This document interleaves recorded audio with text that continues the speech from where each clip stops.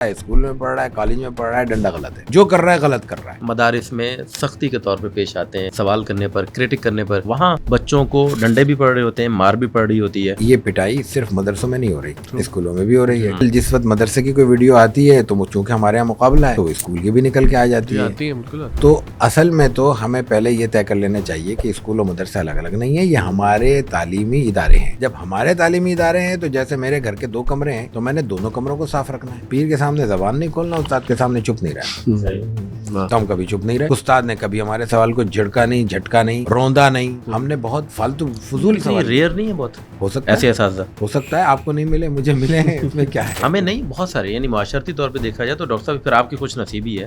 الحمدللہ. بنگلہ دیش سے ہمارے یہاں بہت فخر سے یہ بات کچھ دن پہلے تک کہی جا رہی تھی, اس کی بہت ساری وجوہ سیاسی تھی کہ جناب بنگلہ دیش کہاں چلا گیا, کہاں ہے آج. وہ تو معیشت کو کمپیئر کر کے کہتے ہیں. نہیں, وہ معیشت کو کیسے کمپیئر کریں گے. ان کی GDP بہت بہتر تھی. کیوں تھی, اس کی وجوہات ان کا ایکسپورٹ بہت زیادہ کیوں تھی, بہت ایکسپورٹ کیوں زیادہ بہت زیادہ تھی. ان کی حکومت نے فیصلہ کیا تھا. نہیں, ان کی ایکسپورٹ اس لیے زیادہ تھی کہ ان کو پور کنٹری ڈکلیئر کیا گیا تھا. آپ پورے کراچی میں نہیں, پورے پاکستان میں سفر کر لیں, پاکستان پتہ نہیں کہاں سے شروع کریں گے آپ, چترال سے کریں, مالاکنڈ سے کریں, پشاور کی, کشمیر سے کر لیں, کشمیر سے کر لیں, وہاں سے وہ چرسی کڑائی سے کر لیں, وہ لے جائیں آپ اس کو سرجانی تک یا گوادر تک لے جائیں, اور ایک مزدور دکھا دیں جو دہاڑی پہ کھڑا ہو اور اس کے کپڑوں پہ پیون لگا ہو, پھٹے ہوئے نہیں, پیون لگا ہو. دیکھا ہے کبھی آپ نے کوئی پیون لگا ہو بندہ پاکستان میں؟ ٹھیک بات نہیں. اور پاکستان سے باہر میں آپ کو دکھا دیتا ہوں, 10 منٹ نہیں لگیں گے کسی بھی دوسرے ملک میں چلے جائیں. منجوی طور پر پاکستانی ہو, ہندوستان, بنگال, بنگلہ دیش, سب کو مدرسے والوں کو بھی شریک کر رہے ہیں, کہہ رہے ہیں کہ وہ بھی نکمے ہیں. نہیں, بات یہ کہ نکمے کا لفظ میں نے نہ پاکستانیوں کے لیے کہا ہے نہ مدرسوں کے لیے. آپ منہ میں نہ ڈالیں, یہ اپنا صحافیانہ حربہ کم از کم مجھ پہ نہ آزمائے. یہ لفظ ہم کارروائی سے حذف کر دیتے ہیں. آپ اصل میں انہیں کو حذف کر دیتے نا تو تھوڑا سا ہمارے لیے بہتر ہوتا. استحکام پاکستان سیرت طیبہ کی روشنی میں ایک تھا تحریک پاکستان کے فکری محرکات سیرت کی روشنی بیان کریں گے. اب یہ تھا ٹیکنیکل تھا, میں نے والد صاحب کا میں نے کہا یہ آپ لکھیں, اب میں نے وہ آسان والا سمجھ کے استحکام پاکستان لے لیا. نظام سیاست پر سیرت کی روشنی میں جو لکھا گیا وہ خاصا ہماری نظر سے گزر گیا, وہ آج تک کام آ رہا ہے. چھوٹی موٹی دانشوری کرنی ہو نا تو وہی پرانی یادداشت سے چلا لیتے ہیں. تو وہ ریاست بھی ابھی تک استحکام پاکستان کے نام سے ہی دانشوری کر رہی ہے, جو خالی آپ نہیں ہے. ہاں وہ, لیکن ہم نے 96 میں کی, 97 میں کی تھی, ریاست کو اب یاد آیا. 97 میں ہم نے اس پہ مضمون لکھا. لطف کی بات یہ ہے کہ سندھ صوبے سے پہلا انعام میرا تھا, دوسرا والد صاحب کا تھا. اچھا, اس کو لوگوں نے جسٹیفائی کیسے کیا, انہوں نے کہا یہ دونوں بندے لکھتے ہیں ایک. اب لک کی بات ہے, قلم تو ایک ہی ہے کہ سیرت کیسے پڑھیں, کہاں سے پڑھیں, کتنا پڑھیں. میں کہتا ہوں شبلی کو پڑھ لیں, منصور پوری کو پڑھ لیں, 60% سیرت پوری ہو جائے گی. شبلی کی کتاب دماغ سے لکھی گئی ہے اور منصور پوری کی کتاب دل سے لکھی گئی ہے. یہ مفہوم نہیں ہے کہ علامہ شبلی کے پاس دل نہیں تھا یا ان کے پاس دماغ نہیں تھا, مطلب یہ کہ اس میں وہ کیفیت غالب ہے, ذوق کی علامت.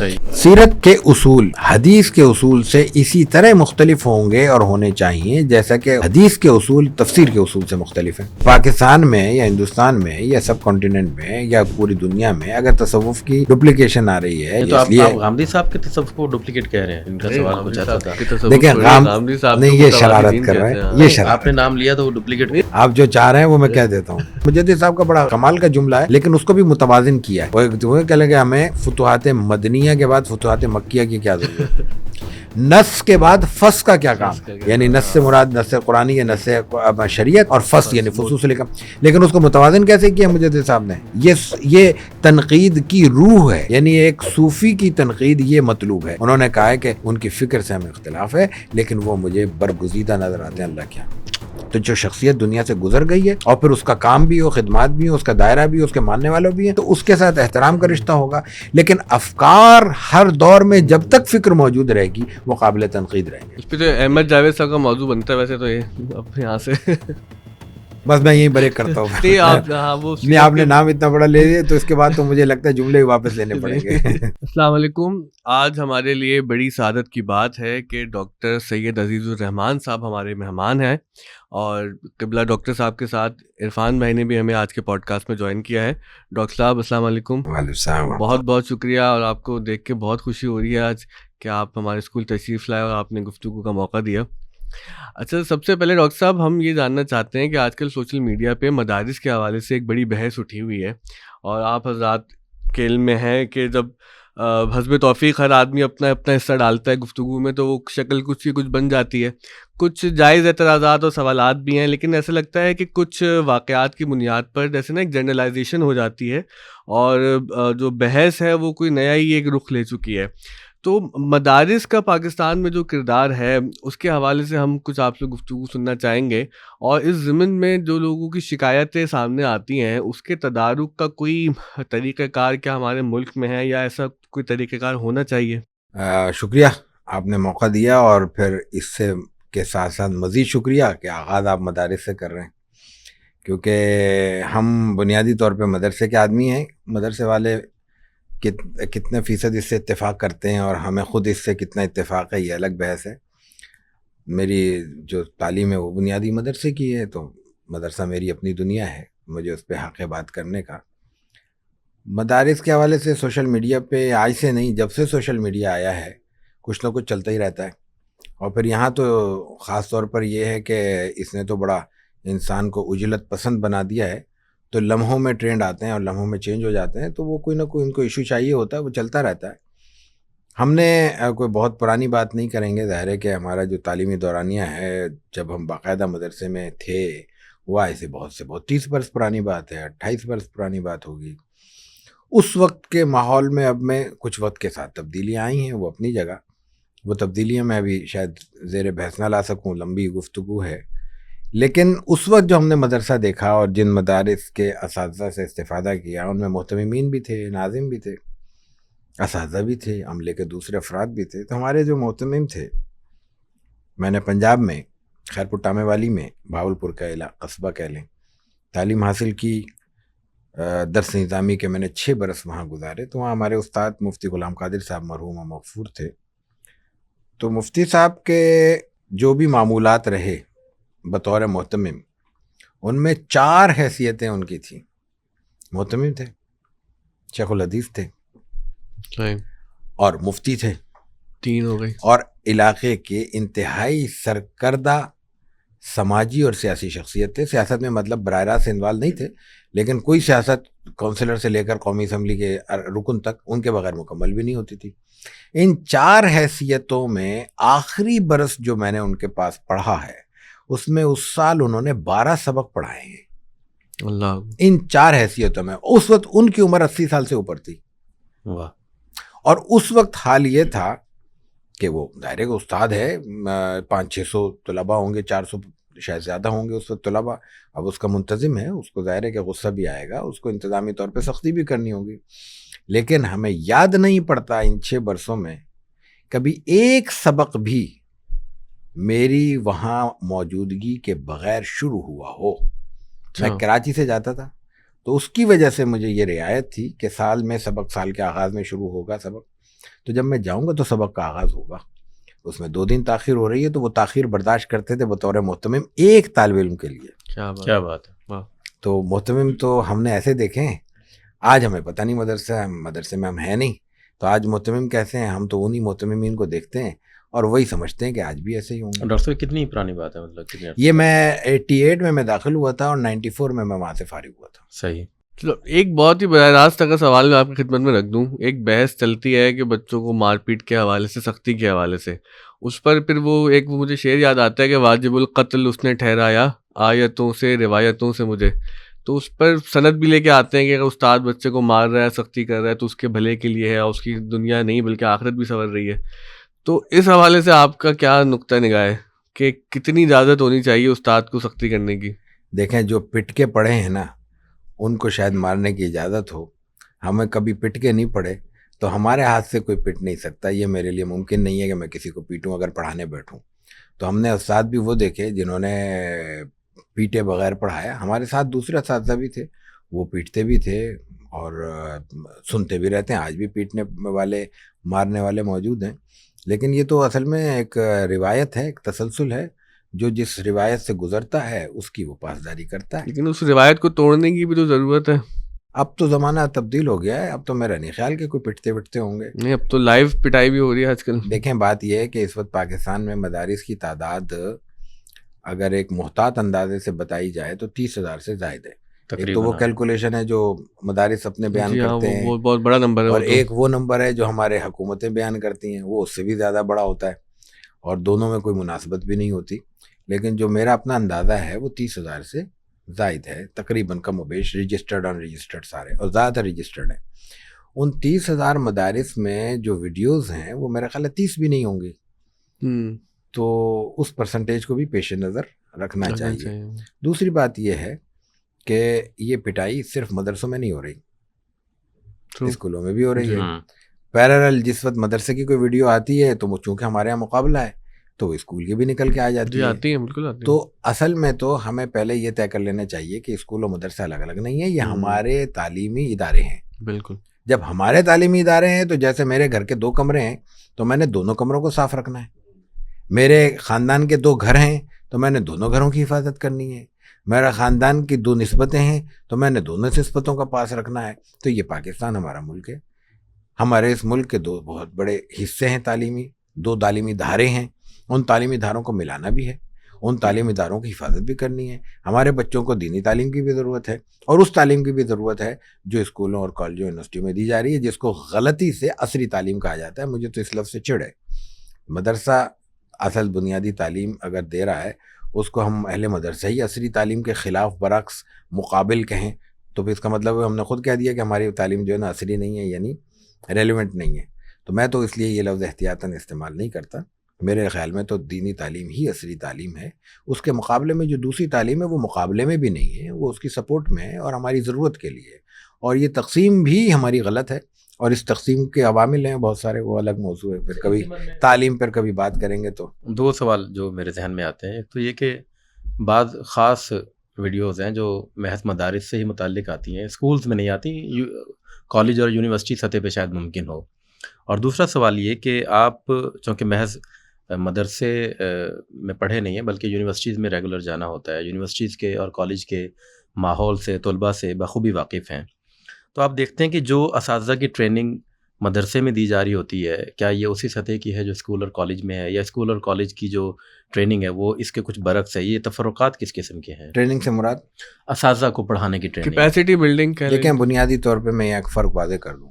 اگر مدرسے کا استاد، بلکہ مدرسے کا فاضل اگر واقعی فاضل ہے، اس پہ مجھے ڈاؤٹ رہے گا. اس کی وجہ یہ ہے کہ ہر پڑھنے والا ایک سطح کا نہیں ہو سکتا. صحیح. اور اس وقت ظاہر ہے کہ بہت سارے مدارس ہیں، بہت سارے نظام ہیں. پہلے وہ ہمارے 5 مکتب فکر کے 5 مختلف وفاق ہوتے تھے، اب وہ جناب 11 ہو گئے، نہیں 17 ہو گئے، 16 ہو گئے ہیں، اور کچھ اور بھی چیزیں. اب پہلے 11 ہوئے تھے، اس کو بھی بڑھا کے 17 کر رہے ہیں. کمپٹیشن تو مقابلہ تو فطری ہو گیا نا. پھر اب اس فطری مقابلے کے غیر فطری نتائج تو پھر آئیں گے.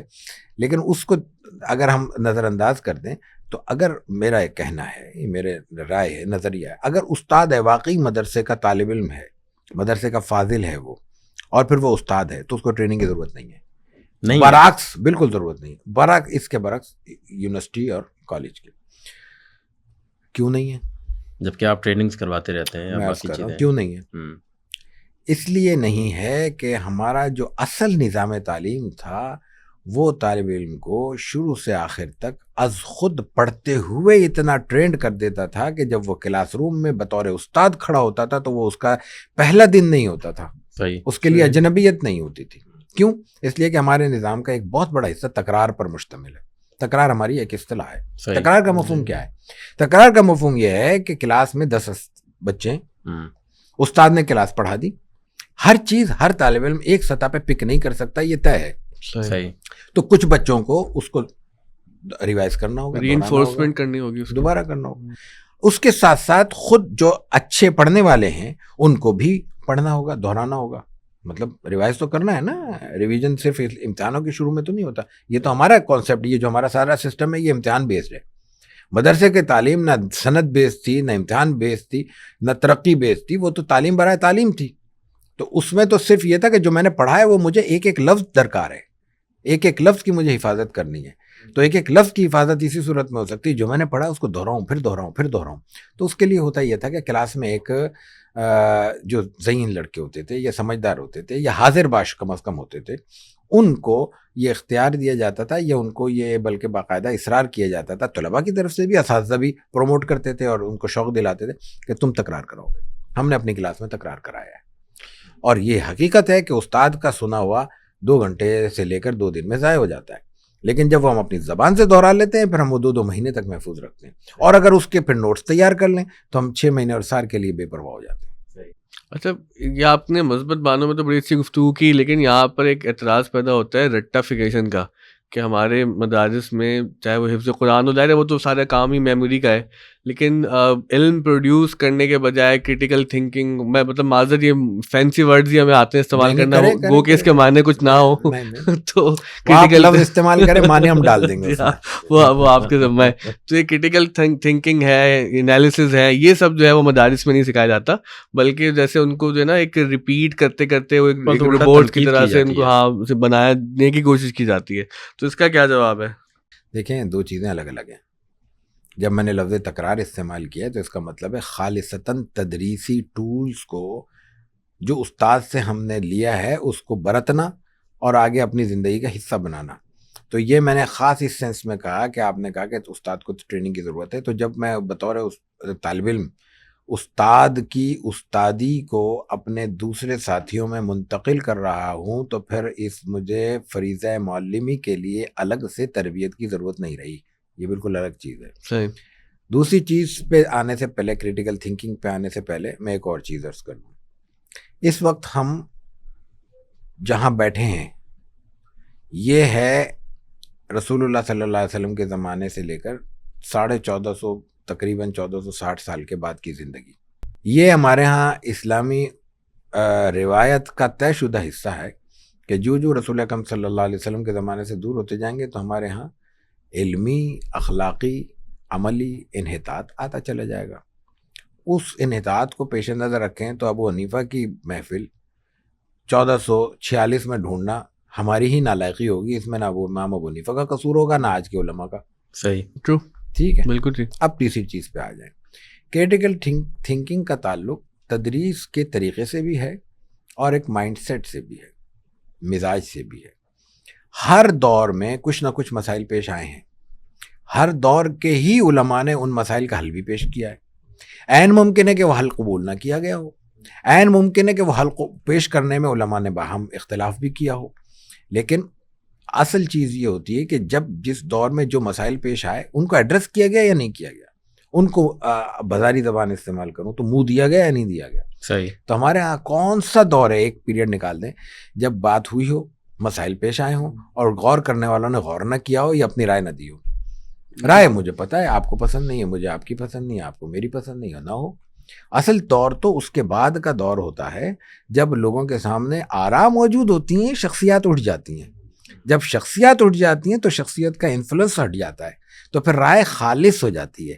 جب پھر تیسری نسل آتی ہے اس کے لیے تجزیہ کرنا آسان ہو جاتا ہے۔ ڈاکٹر صاحب کہہ رہے ہیں شخصیت اٹھ جاتی ہے تو انفلوئنس اٹھ جاتا ہے، جبکہ میرا یہ خیال ہے کہ شخصیات تو یہاں جیسی گزرتی ہیں ان کے ادب میں، احترام میں، القابات میں، خطابات میں اور زیادہ اضافہ ہوتا ہے، مزار بڑا ان کا کہاں آخری ہو جاتا ہے، مزار بڑا ہو جاتا ہے، چادروں کی تعداد تو انفلوئنس نہیں چڑھ جاتی ہے۔ ہاں وہ مزار کی حد تک ہے نا، افکار پہ سے چادریں اترنا شروع ہو جاتی ہیں۔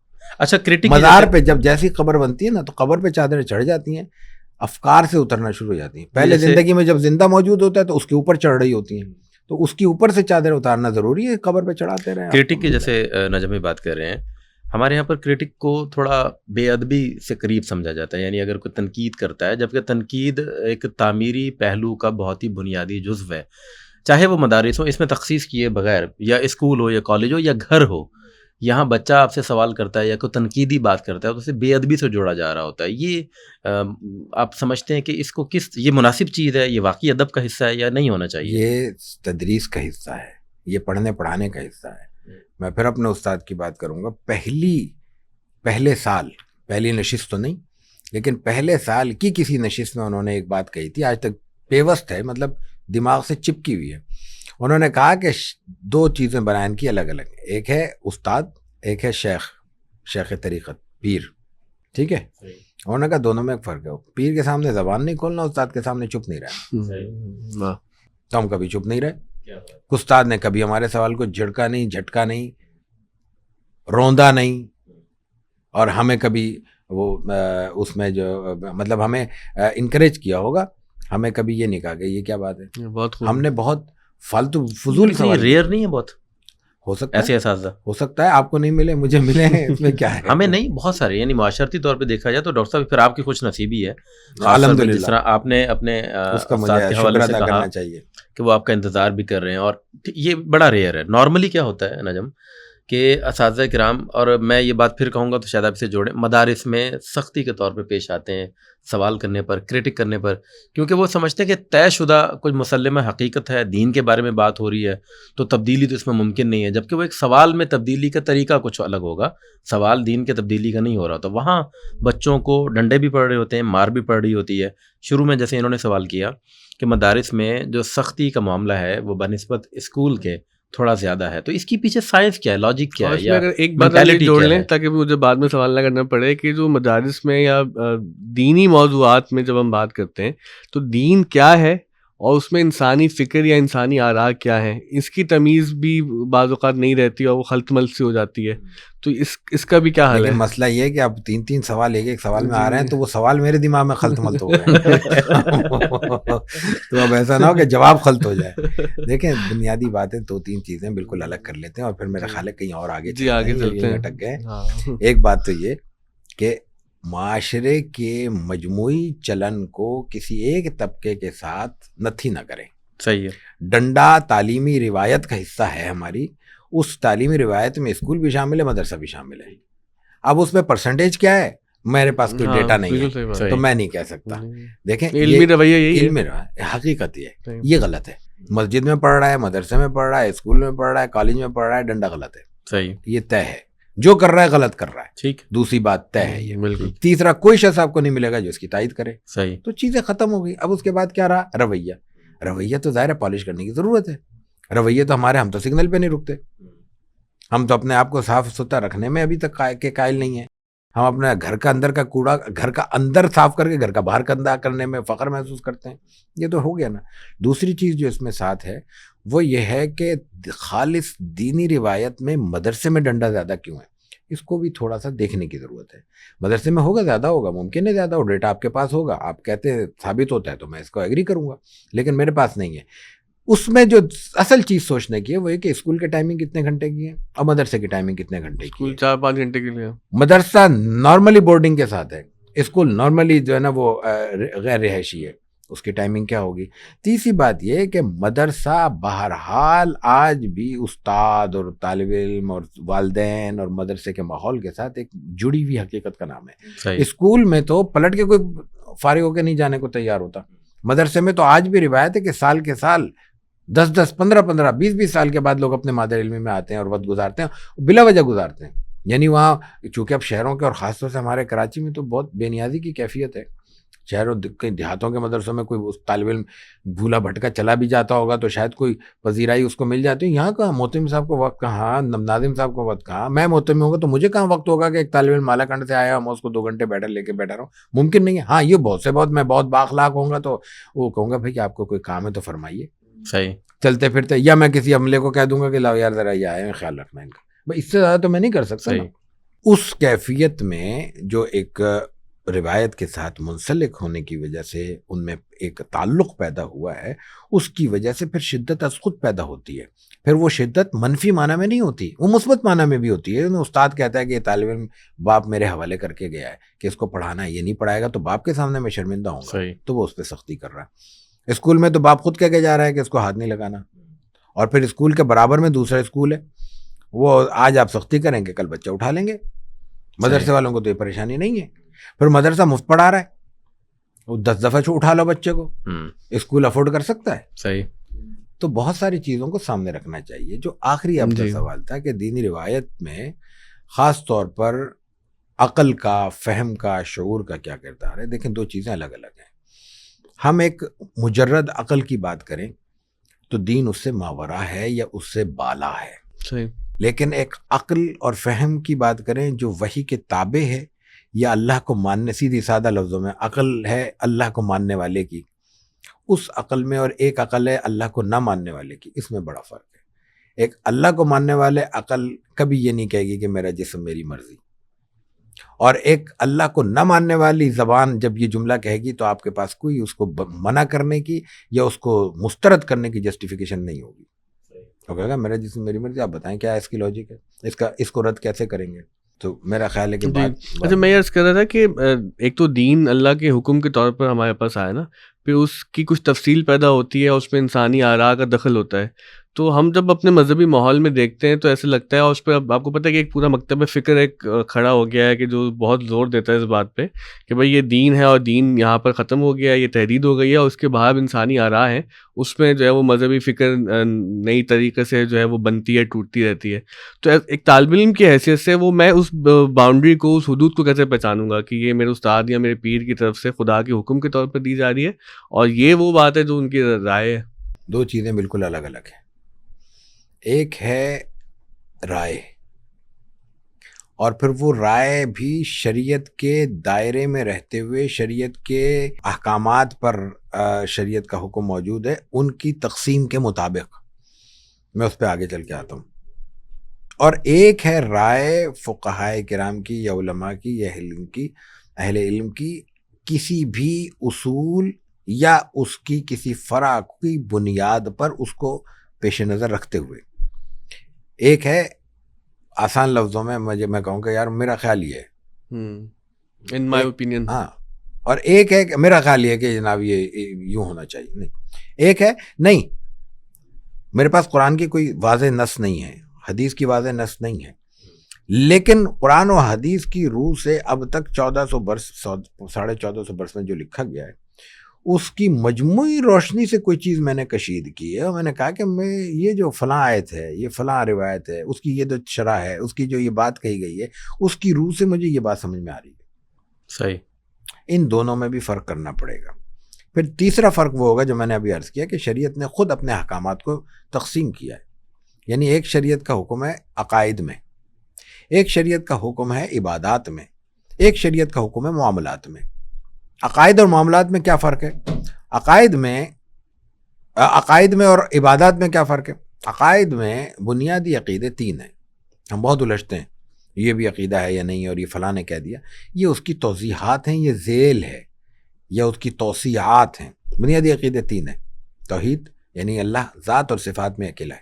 صحیح. رسالت, اور رسالت پھر جب رسول اکرم صلی اللہ علیہ وسلم کی بیان ہوگی تو پھر رسالت کے ساتھ ختم نبوت خود بخود جڑ جائے گا. تمام انبیاء برحق ہیں, آپ آخری نبی ہیں, خلاصہ ہے, ختم ہو گیا. تیسری چیز آخرت. یہ پوری کائنات دارالعمل ہے اور ہمیں دارالجزا میں اللہ کو حساب دینا ہے. حساب کیا دینا ہے؟ جو مجھے دیا گیا ہے اس کا حساب ہے. بس مجھ سے پوچھا نہیں جائے گا گریڈ 21 کیا تھا اور گریڈ 25 کیا تھا, مجھے ملا ہی نہیں, مجھے پتہ ہی نہیں بھائی. صحیح ہے, ختم ہو گیا نا. اچھا, یہ عقیدہ ہے. اس طرح اب دوسرا مرحلہ آئے گا عبادات کا. عبادات میں کیا ہے؟ وہ بھی اسی طرح اسپیسیفک ہے لیکن مزید جزیات کی تفصیل کے ساتھ.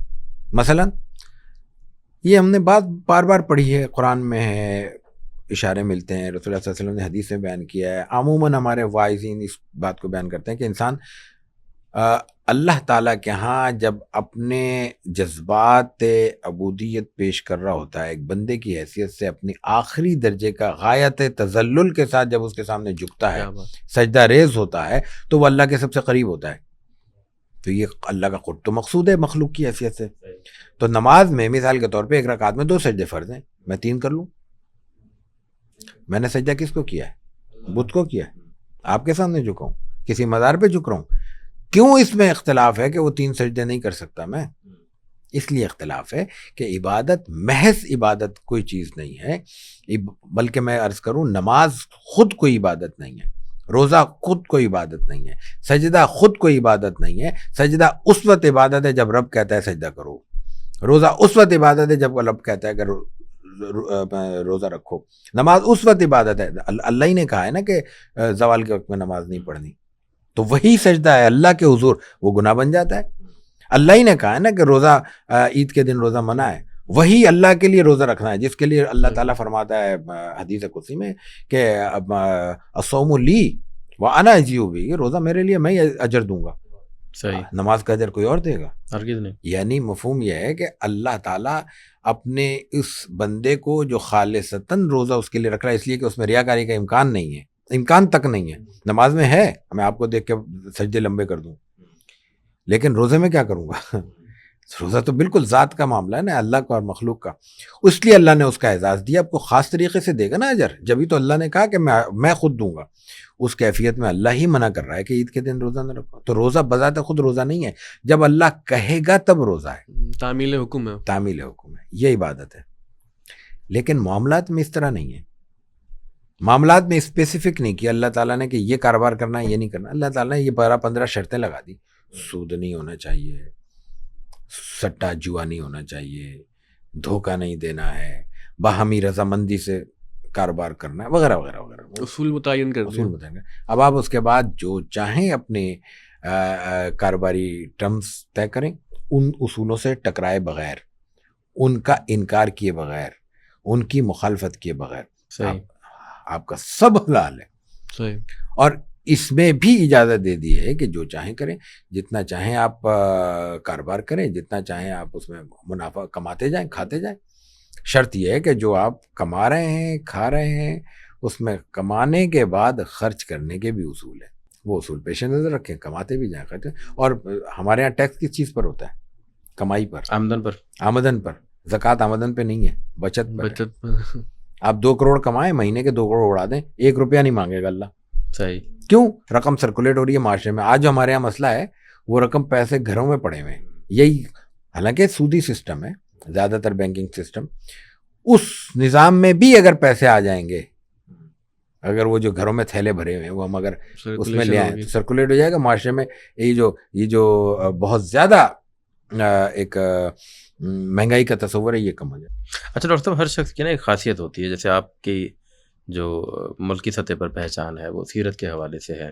تو میں یہ چاہتا ہوں کہ سیرت پر تھوڑا سا، سیرت پر ہم آنے سے پہلے کا ایک سوال ہم ملک کے حوالے سے کر لیں، کیونکہ قبلہ نے جو مہنگائی کی اور سود کی بات کی، تو ہم جانتے ہیں کہ آپ کے دادا حضور قبلہ سید ظفار حسین شاہ صاحب رحمۃ اللہ علیہ کا کتنا اہم کردار ہے پاکستان کو بنانے میں، اور آپ کے خانوادے کا بڑا ہی رول ہے.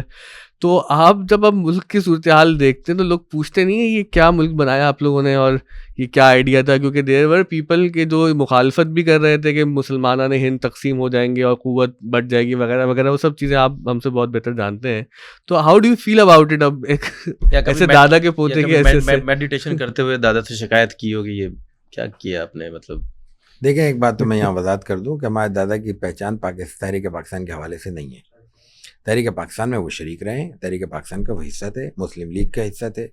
لیکن وہ بہت ہوتا یہ ہے آج کل کے جب جیسے جیسے پاکستان کا قیام دور ہوتا جا رہا ہے اور اصل بنانے والے گزر گئے نا، تو ہر آدمی چاہتا ہے کہ جو نا وہ میں کہوں کہ میرے باپ نے بہت کیا تھا، لاؤ مجھے کوئی تمغہ دو. تو ایسا کچھ نہیں ہے. اون بھی نہیں کر رہے. نہیں اون کر رہا ہوں، لیکن میں اس کا پرسنٹیج ذرا کم کر رہا ہوں جو آپ کی گفتگو سے پیدا ہو گیا تھا. میں نے تو مبالغہ رائی کی ہے. ہاں تھوڑا سا اس میں شاید ہے، لیکن ویسے وہ ان کا وہ تھا، مسلم لیگ کے تھے، پاکستان کے حامی تھے، اور پاکستان بننے کے بعد بھی انہوں نے پیچھے رہ کر کچھ سیاست میں حصہ لیا. مطلب سیاست میں پریکٹیکلی حصہ نہیں لیا، لیکن سیاست میں حصہ لینے والوں کو سپورٹ کیا. آئیڈیا کے ساتھ ہے نا وہ پاکستان بننے کے، آئیڈیا کے ساتھ ہیں، اور اسی آئیڈیا پہ انہوں نے ہجرت کی تھی. ایک بات. دوسری بات، جو مایوسیاں پیدا ہوتی ہیں، خود کچھ ہمارے لگتا ہے پاکستان ہندوستان کے خون میں کچھ مایوسیاں ہیں، تو وہ ہم بیٹھے بیٹھائے مایوس ہو جاتے ہیں. آپ چائے پلائیں گے تو ہم اس پہ خوش نہیں ہوں گے کہ چائے پلائیے، وہ بسکٹ کیوں نہیں تھے. بسکٹ ہوں گے تو ہم کہیں گے یار خالی بسکٹ سے. تو ہماری جو امیدیں ہیں نا وہ ہر ایک سے بہت زیادہ ہیں، اپنے آپ سے بھی زیادہ ہیں اور لوگوں سے بھی. اور امیدوں کے ساتھ سب سے کم کام کرنے والے بھی ہم ہیں. سب سے زیادہ ہمارا جو ورکنگ ٹائم ہے نا دنیا بھر میں، اس کی اوسط نکال لیں. ہمارا عام آدمی پاکستان سے جب کہیں نہ جائیں، 2 قدم پہ دبئی، مطلب کینیڈا امریکہ کے مقابلے میں، آسٹریلیا کے مقابلے میں تو 2 قدم بھی تھوڑے زیادہ ہی ہیں. صحیح. آپ یہاں جا کے دیکھیں 14 گھنٹے 15 گھنٹے 16 گھنٹے کام کر رہا ہے آدمی. 6 گھنٹے 5 گھنٹے اگر اس کو نیند مل رہی ہے وہ خوش ہے. اگر 4 گھنٹے نیند مل رہی ہے تب ظاہر ہے وہ پریشان ہے. پاکستان میں کون ہے آدمی جو 12 گھنٹے سے کم سوتا ہو؟ کوئی ایسی روٹین نہیں ہے. بالکل صحیح. تو ایک تو یہ ہمارے مزاج کا حصہ ہے. یہ ہو سکتا ہے اس میں دیکھنے والے کہیں کہ اب آپ جیسے ہمیں مدرسے کے حوالے سے جنرلائز کرنے سے منع کر رہے تھے، اب آپ نے پاکستانیوں کو جنرلائز کر دیا. پاکستانیوں کو منجوی طور پر پاکستانی ہو، ہندوستان، بنگلہ دیش، سب کو. مدرسے والوں کو بھی شریک کر رہے ہیں، کہہ رہے ہیں کہ وہ بھی نکمے ہیں. نہیں، بات یہ کہ نکمے کا لفظ میں نے نہ پاکستانیوں کے لیے کہا ہے نہ مدرسوں کے لیے. آپ منہ میں نہ ڈالیں، یہ اپنا صحافیانہ حربہ کم از کم مجھ پہ نہ آزمائے. تو میں یہ لفظ اپنے لیے مطلب اون اگر نہیں یہ کرتا. کام نہیں کرتے تو وہ کیا کہلائیں گے آپ بتا دیں. یہ لفظ ہم کارروائی سے حذف کر دیتے ہیں. نہیں اگر وہ ایک شخص کام نہیں کرتا, آپ اصل میں انہیں کو حذف کر دیتے نا تو تھوڑا سا ہمارے لیے بہتر ہوتا. نہیں ڈاکٹر صاحب 12 گھنٹے ایک شخص سو رہا ہے اور وہ 4 گھنٹے 5 گھنٹے کام کر رہا ہے, تو آپ کو دوسرا لفظ بتائیں نا اس کے لیے کیا استعمال کریں. اس کو یہ کہیں گے کہ وہ 50% کام کر رہا ہے, 50%. Positive thinking. آدھا گلاس خالی آدھا بھرا. تو ہمارا خالی. اب اگر ہمیں اس کو دیکھنا ہے نا تو دوسری طرف جائیں. ہمارے کچھ دوست ناراض ہوں گے, اس پہ ہوتے رہیں. اب ویسے بھی ہم سے ہماری اس گفتگو سے خوش ہونے والے کم ہی ہوں گے, اور کسی بندے کو خوش کرنے کے لیے گفتگو کا مقصد بھی کوئی نہیں ہوتا. رائے پیش کرنی چاہیے. یہ جو حالات ہمارے یہاں پاکستان میں اس وقت ہیں اچھے نہیں ہیں, مطمئن کرنے والے بھی نہیں ہیں. اس پر جو کوئی تحسین بھی نہیں ہو سکتی. اس کے پیچھے ہماری بہت ساری کوتاہیاں بھی شامل ہیں. اس میں 75 برس ہم نے برباد کیے ہیں, وہ بھی ایک حقیقت ہے. لیکن اس کے باوجود ہم اپنا مقابلہ کریں کس سے؟ انڈیا سے. انڈیا کے حالات بہتر ہیں. بنگلہ دیش سے. ہمارے یہاں بہت فخر سے یہ بات کچھ دن پہلے تک کہی جا رہی تھی, اس کی بہت ساری وجوہ سیاسی تھی کہ جناب بنگلہ دیش کہاں چلا گیا. کہاں ہے آج؟ وہ تو معیشت کو کمپیئر کر کے کہتے ہیں. نہیں, وہ معیشت کو کیسے کمپیئر کریں گے؟ ان کی GDP بہت بہتر تھی. کیوں تھی؟ اس کی وجوہات ان کا ایکسپورٹ بہت زیادہ کیوں تھی؟ بہت ایکسپورٹ کیوں زیادہ بہت زیادہ تھی؟ ان کی حکومت نے فیصلہ کیا تھا. نہیں, ان کی ایکسپورٹ اس لیے زیادہ تھی کہ ان کو پور کنٹری ڈکلیئر کیا گیا تھا, تو اس لیے ان پہ دنیا بھر میں ڈیوٹی نہیں تھی. صحیح. آپ ان سے دنیا میں کیٹیگری میں, دنیاوی کیٹیگری میں ان سے آپ بہتر تھے, اس لیے آپ پہ کچھ سختیاں تھیں. آپ کو پور کنٹری ڈکلیئر کر دیا جائے گا تو ظاہر ہے کہ وہ شرطیں سب اٹھ جائیں گی, آپ کی بھی چلی جائے گی. یہ علمی نہیں ہے. دوسری بات, دنیا بھر میں اپنے آپ کو ناپنے کے کچھ پیمانے بھی ہوں گے. کچھ پیمانے وہ ہوں گے جو آپ کے اقتصادیات کے ماہرین دیتے ہیں, کچھ ایک میں اقتصادیات کی طالب بھی نہیں جانتا, تو میں اس پہ تو سوال کا کوئی جواب دے نہیں سکتا. لیکن ایک چیز ہے سماجیات. سماجیات میں نہ بھی پڑھا ہو, میں آپ کو پڑھا لکھا آدمی نہیں ہوں, لیکن میں نے آنکھیں کھلی دیکھی ہیں پورے. آپ اچھا مقابلہ بھی نہیں کرنا چاہیے, اب یہ تو پتہ نہیں کہاں کہاں جائے گی گفتگو, لیکن جب ہم پاکستانیوں کی حالت دیکھتے ہیں تو مقابلہ کرنا مجبوراً ہماری مجبوری بن جاتا ہے. آپ کسی بھی ہندوستان, پاکستان کی, بنگلہ دیش کی, سری لنکا کی, جو سب کانٹیننٹ کے جو ممالک ہیں نا بر عظیم پاک و ہند میں آنے والے ممالک جن سے ہمیں مقابلہ کرنے کا شوق ہوتا ہے نا, ظاہر ہے کینیڈا امریکہ سے تو ویسے ہی مقابلہ نہیں کر سکتے, بنتا بھی نہیں, بنتا بھی صحیح ہے. اب ان سے ہم مقابلہ کرتے ہیں, کر لیں. اب آسان صورت ہے, ہمیں کہیں ایسا پلاٹ نہیں ملے گا جہاں پہ ہم سب کو اکٹھا کر سکیں. سعودی عرب چلتے ہیں, مسجد نبوی کے صحن میں جا کے بیٹھ جائیں آپ. ایک میں نام نہیں لے رہا, پاکستان کے علاوہ دوسرے ممالک کے آنے والے مسلمان ہی آئیں گے ظاہر مسجد نبوی, ان کی شکلیں دیکھ لیں اور پتہ چل جائے گا آپ کو پاکستان کھڑا ہے اور پورے علاقہ کا کھڑا ہے. اور پھر اس کے بعد انٹرویو کریں آپ ان سے. وہاں جو انتہائی درجے کا مالی اعتبار سے آپ سے متمول ہو, ہر آدمی کی ایک شخصیت ہے, مجھے پتا ہے نا کہ میں کہاں کھڑا ہوں. آپ کو اپنی حیثیت کا علم ہو, آپ اپنی حیثیت کے مقابلے میں اپنے سے زیادہ متمول شخص کا انٹرویو کریں. اس کے چہرے پہ رونق اگر آپ سے زیادہ ہوئی تو وہ کامیاب ہے, اگر آپ سے کم ہوئی تو پھر میری بات درست ہے. ایک شخص نہیں ملے گا. ایک انڈیکیٹر میں نے دیا. ایک اور سماجی لے لیں. آپ پورے کراچی میں نہیں پورے پاکستان میں سفر کر لیں, پاکستان پتہ نہیں کہاں سے شروع کریں گے آپ, چترال سے کریں, مالاکنڈ سے کریں, پشاور کی کشمیر سے کر لیں, کشمیر سے کر لیں, وہاں سے وہ چرسی کڑائی سے کر لیں, وہ لے جائیں آپ اس کو سرجانی تک یا گوادر تک لے جائیں. آپ کو ایک آدمی اگر مل جائے نا مجھے جو انتہائی غریب ہو, میں مقابلہ نہیں کر رہا کسی سرکاری ملازم کا, میں مقابلہ نہیں کر رہا کسی دکاندار کا, انتہائی درجے کا کمزور ترین مزدور لے لیں اور ایک مزدور دکھا دیں جو دہاڑی پہ کھڑا ہو اور اس کے کپڑوں پہ پیون لگا ہو, پھٹے ہوئے نہیں, صحیح پیون لگاؤ. دیکھا ہے کبھی آپ نے کوئی پیون لگا ہو بندہ پاکستان میں؟ ٹھیک بات ہے, نہیں ہے. کہیں دیکھا ہو, کسی نے کوئی دیکھا ہو؟ اور پاکستان سے باہر میں آپ کو دکھا دیتا ہوں, 10 منٹ نہیں لگیں گے, کسی بھی دوسرے ملک میں چلے جائیں, آپ کو کم از کم 2 آدمی 3 آدمی, میں کم کہہ رہا ہوں, مل جائیں گے. تو دیکھیں یہ پاکستان پہ ایک عذاب ہے, وہ سیاسی بعد میں ہے. پاکستان پہ ایک عذاب ہے, وہ اقتصادی بعد میں ہوگا, وہ ہے ناشکری کا عذاب. پاکستان جب بنا تھا ہمارے پاس 2 کہتے ہیں کہ فیکٹریاں تھیں. آج آپ چھوٹے سے چھوٹے کچی سے کچی آبادی میں بھی 2 سے زیادہ فیکٹریاں نکال لیں گے, چھوٹی بڑی. آپ کالج کتنے تھے یہاں, یونیورسٹیز کتنی تھی یہاں پہ, پڑھے لکھے لوگ کتنے تھے یہاں پہ, سرمایہ دار کتنے تھے, ملینئر کتنے تھے یہاں پہ, سوسائٹیز کتنی تھی یہاں پہ, ایئرپورٹ کتنے تھے یہاں پہ, کیا تھا اس وقت. تو یہ سارا اچیومنٹ ہے ہمارا. اور اس کے مقابلے میں دوسرے ممالک کے پاس تاریخ ہے, ان کے پاس دنیا ہے, زندگی ہے, انہوں نے وہ سب چیزیں اس مدت میں حاصل کی ہیں. بنگلہ دیش کا بھی موازنہ نہیں ہو سکتا, بنگلہ دیش کو 71 سے نہیں شمار کریں گے. لا اینڈ آرڈر کا بھی تو ایک مسئلہ تھا نا کہ بہت سے فیکٹری مل اونرز پاکستان سے بنگلہ دیش گئے, یہاں پہ جب کراچی میں 34,000 2017 کے اندر شری لنکا اور بنگلہ دیش میں 34,000 صنعت کار منتقل ہوئے. لیکن یہ بھی تو ہماری اچیومنٹ ہے نا کہ جب پاکستان بنا تو کراچی جیسے بڑے شہر کی آبادی لگ بھگ 3 لاکھ 5 لاکھ تھی, آج وہ 3 کروڑ پہ جا پہنچی ہے. میں اللہ کرے 3 کروڑ ہوں, تو یہ جب کمپیریزن کریں گے ہم, اللہ کرے 3 کروڑ ہوں, اس لیے کہ میں تو بھائی سرکار تو کم بتلاتی ہے, میں تو سرکار کا آدمی ہوں, تو سرکار کا عدد و شمار تو یہ نہیں ہے, میں تو وہ فالو کروں گا. سرکار تو اللہ کرے آپ کی بات درست. لیکن بہرحال 1 کروڑ 60 لاکھ بھی بڑی ہے. چلے ہمیں پاپولیشن والے سوال پہ نہیں چلتے, اب ہم مذہب کے علمی کاموں کی طرف چلتے ہیں. ہم نے شرارت اپنے حصے کی کر لی آڈینس کو روکنے کے لیے, اب یہاں سے سنجیدہ پوڈ کاسٹ کا آغاز کرتے ہیں. ہم آپ کا سیرت کے حوالے سے جو ہم ماشاء اللہ سے کام دیکھتے ہیں تو وہ بہت ہی کمپریہنسو ہے. آپ نے پی ایچ ڈی بھی جو کیا, رسول اللہ صلی اللہ علیہ وسلم کے خطبات کو جمع کیا, میں وہ کچھ چیزیں دیکھ رہا تھا آپ کی. تو یہ بچپن سے شوق تھا, یہ خانوادے کو دیکھتے ہوئے ذوق پیدا ہوا, والد صاحب نے بھی آپ کی تفسیر پہ کام کیا, سیرت پہ کام کیا, ان کو دیکھ کے شوق پیدا ہوا. تو آپ کو اب جب آپ دیکھتے ہیں پیچھے تو کیا یاد آتا ہے کہ سیرت کے موضوع سے ایسا لگاؤ یہ کہاں سے شروع ہوا تھا؟ والد صاحب سے. میرا جو تعلیمی دورانیہ ہے, حفظ کی تکمیل ہوئی ہے میری کوئی 86 کے قریب, پھر دورائی میں 87 گزرا ہے, 87 کے آخر میں 88 میں ہم نے درس نظامی شروع کیا ہے. وہ دورانیہ ہے. والد صاحب اپنی ان کی بڑی مشہور کتاب ہے, 3 ایڈیشن آ چکے ہیں, ہادی اعظم 3 جلدوں میں ہے. سید فضل الرحمان صاحب ہمارے والد ہیں, ششمائی السیرہ کے مدیر ہیں. تو وہ دورانیہ ان کا تھا سیرت پہ لکھنے کا, ہادی اعظم. اس کا پہلا ایڈیشن 912 صفحات مجھے یاد پڑ رہے ہیں, اور پہلی بار یہ 1991 میں چھپا, ایک جلد میں. پھر 2000 میں اس کا دوسرا ایڈیشن آیا, وہ بھی مکمل نہیں ہو سکا, اور پھر اس کے بعد 2010 کے بعد پھر وہ 3 جلدوں میں وہ مکمل. اب چوتھے ایڈیشن پہ کام چل رہا ہے, 3 ہی جلدوں میں ہوگا.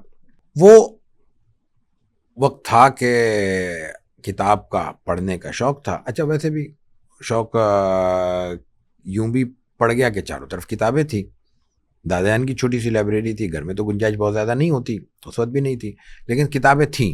والد صاحب کی بھی پھر اس میں اپنے شوق کی چیزیں آ گئیں, اور دوسرا کچھ کام تھا نہیں, موبائل تو تھا ہی نہیں, کیا کرتے. ٹی وی آج تک گھر میں نہیں ہے, تو اور کیا کرتے. یہ ٹی وی کبھی بھی نہیں رہا گھر میں.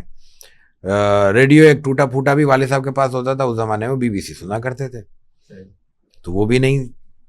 پھر سیربین, اس کے علاوہ کوئی مطلب سیر بھی نہیں ہوتا تھا, بس وہی رات کو خبروں میں وہ سن لیا. تو کچھ کرنے کو سوائے اس کے کہ یہ گپ شپ کر لیں. گپ شپ کرنے کے لیے باہر جانا ہے, گھر ماحول ہمارے گھر کا ایسا تھا کہ گھر بھی باہر جانے کے لیے ہمیں زمانے طالب علمی میں صرف کراچی میں جب تک رہا, عصر سے مغرب تک اجازت ہوتی تھی. عصر پڑھ کے گھر سے نکلنا ہوتا تھا, مغرب گھر میں آ کے پڑھنی ہوتی تھی. اور اگر بہت دیر ہوتی تھی تو یہ کہ مغرب کی اذان کے 2-4 منٹ بعد گھر پہنچ گئے بس. تو اس کے علاوہ کیا کریں, تو پڑھیں گے. تو اسی میں کہانیاں اور یہ اور وہ اوٹ پٹانگ ہر طرح کی چیز پڑھی. تو جب اس وقت چاروں طرف سیرت کی کتابیں ہوں گی تو بلا وجہ بھی نظر پڑے گی, بلا وجہ بھی بغیر سمجھے بھی آدمی پڑھے گا. تو وہ سمجھے ان سمجھے میں ہم نے کوئی علامہ شبلی کی سیرت النبی کا کچھ حصہ, مولانا ادریس کاندھلوی کی سیرت مصطفیٰ کا کچھ حصہ, مولانا عبدالرؤف دانہ پوری کی سیر کا کچھ حصہ, مولانا منصور پوری کی رحمۃ اللہ عالمین کا کچھ حصہ, یہ تو کچھ یاد آ رہی ہیں یہ چیزیں. اور پھر اور چھوٹی موٹی کتاب, محسن انسانیت اور پتہ نہیں کیا کیا, یہ بس شروع میں پڑھ ڈالا ہم نے. صحیح.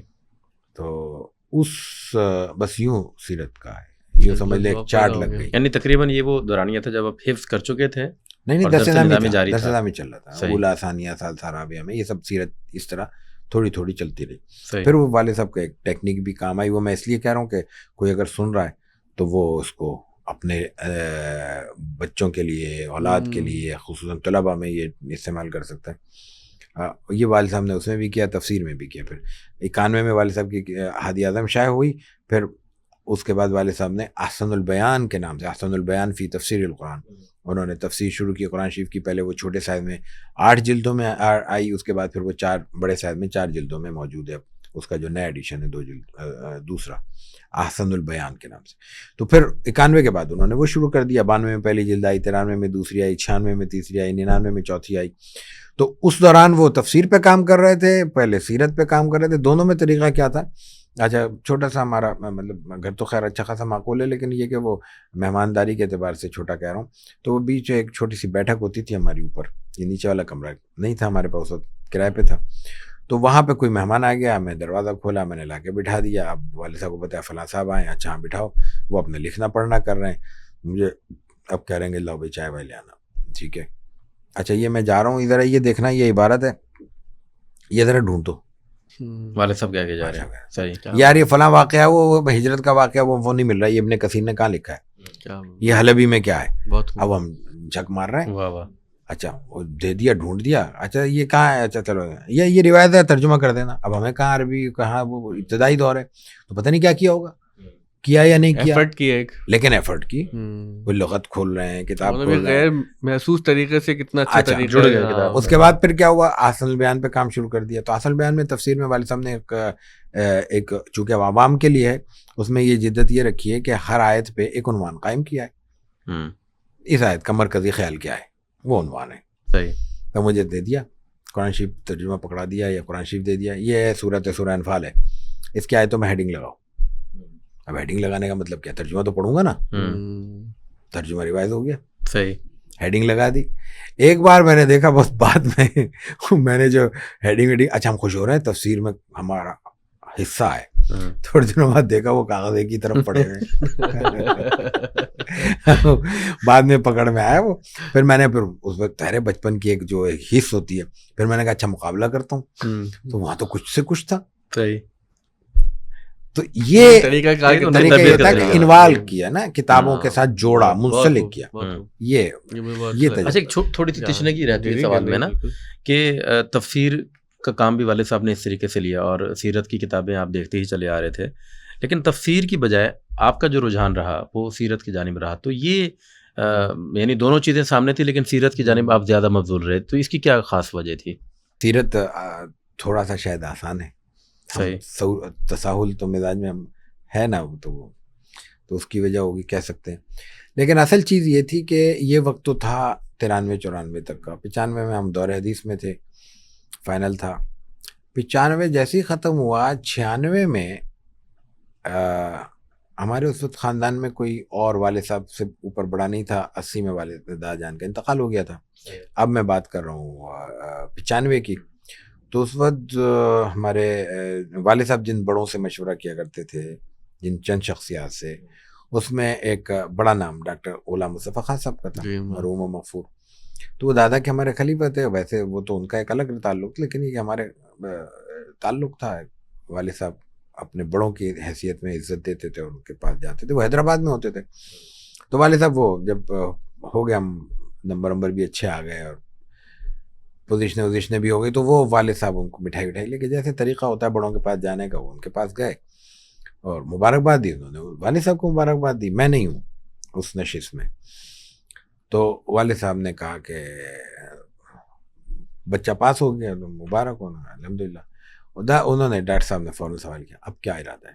انہوں نے کہا مجھے کیا پتا, تو آپ کا شعبہ ہے, آپ بتائیں. انہوں نے کہا اس کو PhD کراؤ. اچھا PhD کرو, یہ کیا ہوتا ہے, کیسے ہوتا ہے, مطلب کیا تو سب کو پتا ہے, ظاہر ہے کہ والد صاحب بھی یہیں رہتے تھے, یہ کیسے ممکن ہے کہ ان کو علم نہ ہو, لیکن مطلب کیا, کیسے, کہاں ہوگا, کیسے ہوگا, کہ یہ تمہارا کام نہیں, میرا بچہ ہے, میں کراؤں گا.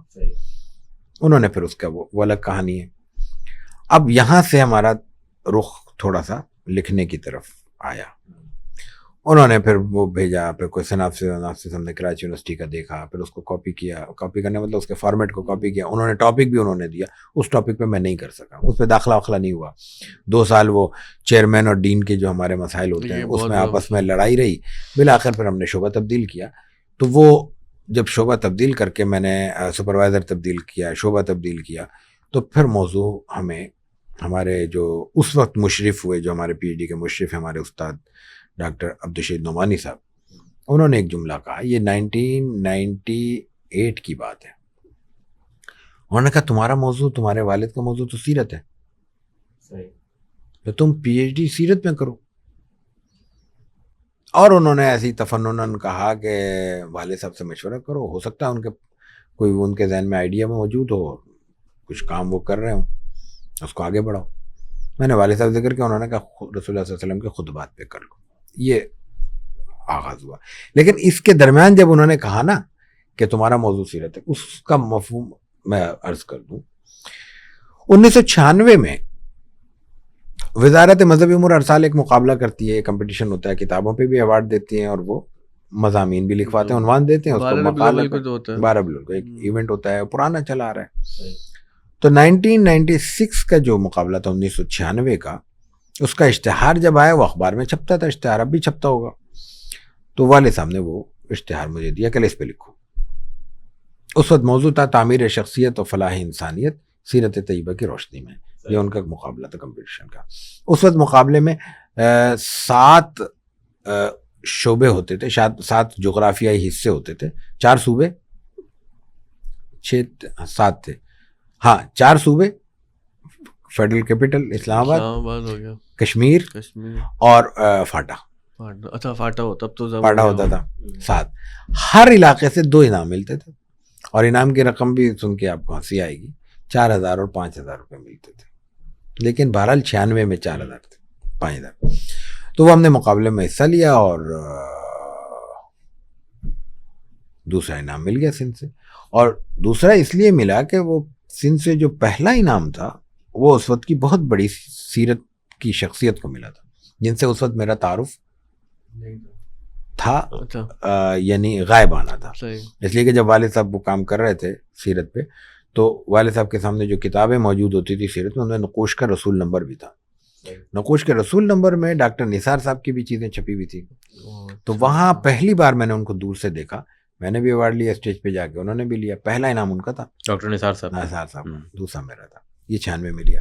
97 میں ایک اور لطیفہ ہوا, اور وہ ایک زمانے تک وہ گلے پڑا رہا ہمارے. وہ یہ کہ پھر اب تو تھوڑا سا وہ ہو گیا نا, پہلے بھی لیا اب تو ایوارڈ لیں گے. تو بڑے اشتیاق کے ساتھ اخبار دیکھا ان دنوں میں, اشتہار آ گیا, پھر لکھا. اس وقت 2 عنوان تھے, ایک تھا استحکام پاکستان سیرت طیبہ کی روشنی میں, ایک تھا تحریک پاکستان کے فکری محرکات سیرت کی روشنی میں بیان کریں گے. اب یہ تھا ٹیکنیکل تھا. میں نے والد صاحب کا, میں نے کہا یہ آپ لکھیں. اب میں نے وہ آسان والا سمجھ کے استحکام پاکستان لے لیا. استحکام پاکستان, اور پھر اس کا فائدہ کیا ہوا کہ نظام سیاست پر سیرت کی روشنی میں جو لکھا گیا وہ اردو میں جو کچھ اس وقت تھا وہ خاصا ہماری نظر سے, عربی بھی ماوردی وغیرہ کو دیکھا, وہ اس وقت نظر سے گزر گیا, وہ آج تک کام آ رہا ہے. چھوٹی موٹی دانشوری کرنی ہو نا تو وہی پرانی یادداشت سے چلا لیتے ہیں. وہ ریاست بھی ابھی تک استحکام پاکستان کے نام سے ہی دانشوری کر رہی ہے, خالی آپ نہیں ہے. ہاں وہ, لیکن ہم نے 96 میں کی, 97 میں کی تھی, ریاست کو اب یاد آیا. تو 97 میں ہم نے اس پہ مضمون لکھا. لطف کی بات یہ ہے کہ سندھ صوبے سے پہلا انعام میرا تھا, دوسرا والد صاحب کا تھا. اچھا اس کو لوگوں نے جسٹیفائی کیسے کیا, انہوں نے کہا یہ دونوں ابو نے لکھے ہیں, ایک اب لک کی بات ہے, قلم تو ایک ہی ہے. بائی دی وے مجھے چونکہ ایک واقعہ یاد ہے, غلام مصطفیٰ مرحوم غفور کا ذکر ہوا, تو ان کے حوالے سے ایک بڑی دلچسپ بات جو میرے دماغ میں آ رہی ہے, والد صاحب جو ہیں انہی سے منسوب ہے مطالعے کے حوالے سے. تو وہ ہادی اعظم کا ایک چھوٹا سا واقعہ اگر وہ لوگوں کے لیے ہے, یعنی بعض لوگ یہ سمجھتے ہیں نا کہ مطالعہ بس ایسی چیز ہے کہ سرسری سے کر لیا 10 15 20 صفحے, تو وہ ایک بڑا اہم مجھے لگتا ہے مطالعہ. اصل میں وہ بات پتہ نہیں ہضم ہوگی نہیں ہوگی اس قوم کے, لیکن وہ والد صاحب راوی ہیں, کسی کا دل چاہے مان لینا چاہے نہ مانے, کوئی ظاہر ہے کہ وہ کوئی اس میں اصرار تو نہیں ہو سکتا. ہادی اعظم کے میں نے عرض کیا 912 صفحے ہیں, صحیح باریک فونٹ میں. اس زمانے میں وہ یہ ہمارا پبلشنگ کا سافٹ ویئر ہوا کرتا تھا, غالباً شاہکار میں ہے یا اس میں ہے سرخاب میں ہے. ان پیج کی تو پیدائش سے بہت پرانی بات ہے. نہیں میں رک گیا کہتے میں نے تو ان پیج سے دیکھا. یہ بات ہے نا 1991 میں چھپا ہے نا, تو 80s کی بات ہے. یہ سرخاب ہے, صحیح سرخاب ہے. تو اس میں باریک پوائنٹ میں 13 پوائنٹ میں وہ کتاب ہے. اس وقت کا ایڈیشن ہے, آپ کو نے دیکھا ہوگا تو نہیں دیکھا ہوگا تو اس کے نسخے لائبریری میں موجود ہیں, وہ دیکھ سکتے ہیں. باریک پوائنٹ ہے. باریک میں پہ اصرار اس لیے کر رہا ہوں کہ اب تو جس میں ہم ہیڈنگ لگاتے ہیں نا اس میں لوگ کتابیں چھاپ رہے ہیں, عربی میں بھی اردو میں بھی. انگریزی میں چونکہ اسٹینڈرڈ موجود ہے, عربی کا بھی برا حال ہے, اور اردو والوں کو تو پاس تو بیچاروں کے پاس ویسے ہی. وہ والد صاحب گئے صبح 9 بجے کے قریب حیدرآباد پہنچ گئے, 9:30 پہنچ گئے ہوں گے, 10 پہنچ گئے ہوں گے بس سے. بس ڈاکٹر صاحب کو ملے اور جا کے کہا کہ یہ میری کتاب ہے سیرت پہ, اور آپ اس کو دیکھ لیجئے گا, اس پہ کچھ لکھ دیجئے گا. صحیح. اس وقت والد صاحب بتاتے ہیں کہ ڈاکٹر عابد علی موجود تھے وہاں. یہ ڈاکٹر غلام رضا خان صاحب کے بے تکلف دوستوں میں سے تھے, ان سے عقیدت بھی تھی, بے تکلفی بھی تھی اور دوستی بھی تھی. دادا جان سے ان کا تعلق رہا, اور یہ شعبہ فارسی کے ہیڈ رہے ہیں کراچی یونیورسٹی کے بھلے وقتوں میں. مجھے بھی ان کو دیکھنے کا زیارت کا شرف حاصل ہے. ڈاکٹر صاحب نے وہ مسودہ ابو سے لیا, وہ باہر چھوٹی سی بیٹھک ہوتی تھی حیدرآباد میں اولڈ کیمپس میں, اور اندر چلے گئے. اور ڈاکٹر عابد علی صاحب کا والد صاحب کو سب حافظ صاحب کہتے ہیں, ہمارے پورا دادا جان کے زمانے سے ان کا لقب ہی ہے. نام تو بہتوں کو تو آج بھی نام نہیں معلوم ہوگا حافظ صاحب, تو اس کی نسبت سے بلکہ بہت تو اب تو کم رہ گئے لوگ, لیکن بہت بڑے طبقے میں ہمیں چھوٹے حافظ صاحب کہا جاتا تھا. صحیح. لیکن وہ جب سے یہ ایک بیہودہ سا لفظ ڈاکٹر نام سے چپکا ہے تو لوگ کہنے لگے, پتہ نہیں کیوں. تو ہاں مجھے تو الجھن ہوتی ہے اس سے. تو اور اب جو جس طرح کے پروڈیوس ہو رہا ہے نا, اب تو ہو سکتا ہے شاید ہمیں اعلان لا تعلق ہی کرنا پڑے اس لفظ سے. تو نے کہا کہ حافظ صاحب سے آپ بات چیت کیجیے, وہ دھیمے لے جائیں بات کرتے تھے, آپ کچھ گپ شپ کیجیے میں آتا ہوں. اور نماز 1 کے قریب 1:15 پہ نماز ظہر ہوتی تھی, اب بھی وہیں ہوتی, اتنی بھی ہوتی ان کے گھر کے سامنے مسجد میں, انہوں نے خود بنائی تھی. اور کہنے لگے اس کے بعد کھانا کھائیں گے اکٹھے. یہ اور معمول بھی ان کا ہی تھا کہ نماز کے فوراً بعد کھانا. تو ہم لوگ جب بھی جاتے تھے تو یہ ممکن نہیں تھا کہ کھانے سے پہلے چھٹی یا اجازت مل جائے. تو والد صاحب کہتے ہیں, اب پھر دوبارہ دہرا رہا ہوں, 912 پیج ہے باریک پوائنٹ میں.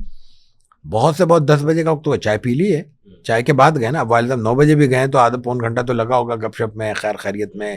چائے آئے گی, بنے گی, آئے گی, پھر پئیں گے, پھر جائیں گے. تو 10 ساڑھے 10 بجے قریب اٹھ کے گئے ہوں گے. ظہر پڑھنے کے لیے اگر 1 بجے اذان ہو رہی ہے تو وہ 1 بجے اندر سے آئیں.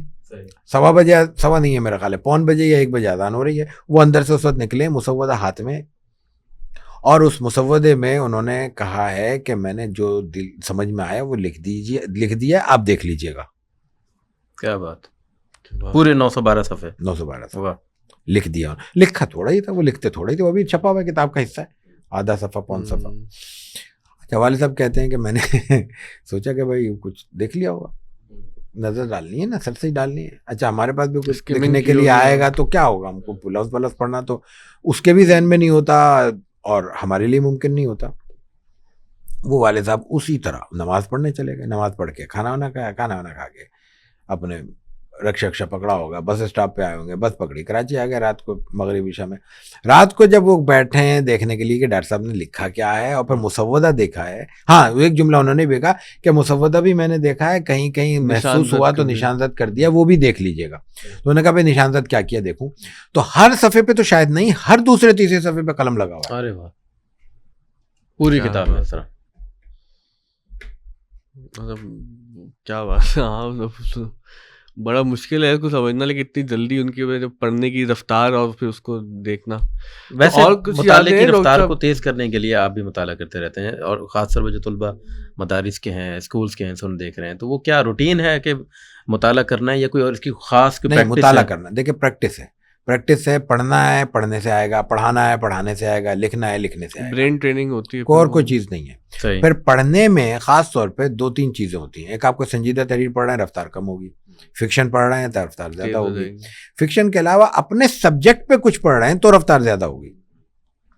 اب مطلب ہمیں سیرت پہ پڑھنا ہو تو ہم از خود جمپ نظر ہماری جمپ کرتی ہوئی جائے گی, کیونکہ اس نے شروع کی ہجرت کا, چاہا یہ تو ٹھیک ہے, یہ ہو گیا, وہ ریکال کر لیا, آ گیا, چلا گیا. اس میں پھر ایک ٹریننگ ہوتی ہے, وہ پھر پریکٹیکل ہے. صحیح. اس ٹریننگ میں یہ ہوتا ہے کہ ایک نظر بجائے اس کے کہ ایک سطر پر ہو, پورے صفحے پہ کیسے ڈالی جائے. یعنی بیک وقت آنکھوں کے سامنے ایک سطر کی بجائے ایک صفحے کے 25 سطریں ہوں. یہ ٹیکنیکل اس کی ٹریننگ ہوتی ہے. پاکستان میں تو شاید اس کی کوئی مثال نہ ہو, لیکن باہر اس کو باقاعدہ مطالعے کے لیے سکھایا جاتا ہے, اور تھوڑا سا ہم نے بھی اس کو سکھائے. تو اس میں پھر یہ ہوتا ہے, لیکن یہ صرف سبجیکٹ پہ ہو سکتا ہے, یہ فکشن پہ بھی اطلاق نہیں ہوتا اس کا. صحیح. اس سے پروف ریڈنگ کا بھی اطلاق نہیں ہوتا, پروف ریڈنگ میں آپ کو حرف پڑھنا پڑے گا, اور اس کا تعلق سنجیدہ تحریروں میں بھی نہیں ہوتا. ہم فلسفے کی کوئی تحریر اٹھا لیں تو کیسے ممکن ہے, وہ تو ہم جیسے لوگوں کے لیے تو ممکن ہی نہیں کہ 2 صفحے پڑھنے کے بعد سر کو نہ سہلائیں. ظاہر ہے کہ وہ تو سارے ہماری چولہے ہلا دیتے ہیں. تو یہ سبجیکٹ پر بات کریں. اب پھر سبجیکٹ سے آپ کا تعلق کتنا ہے.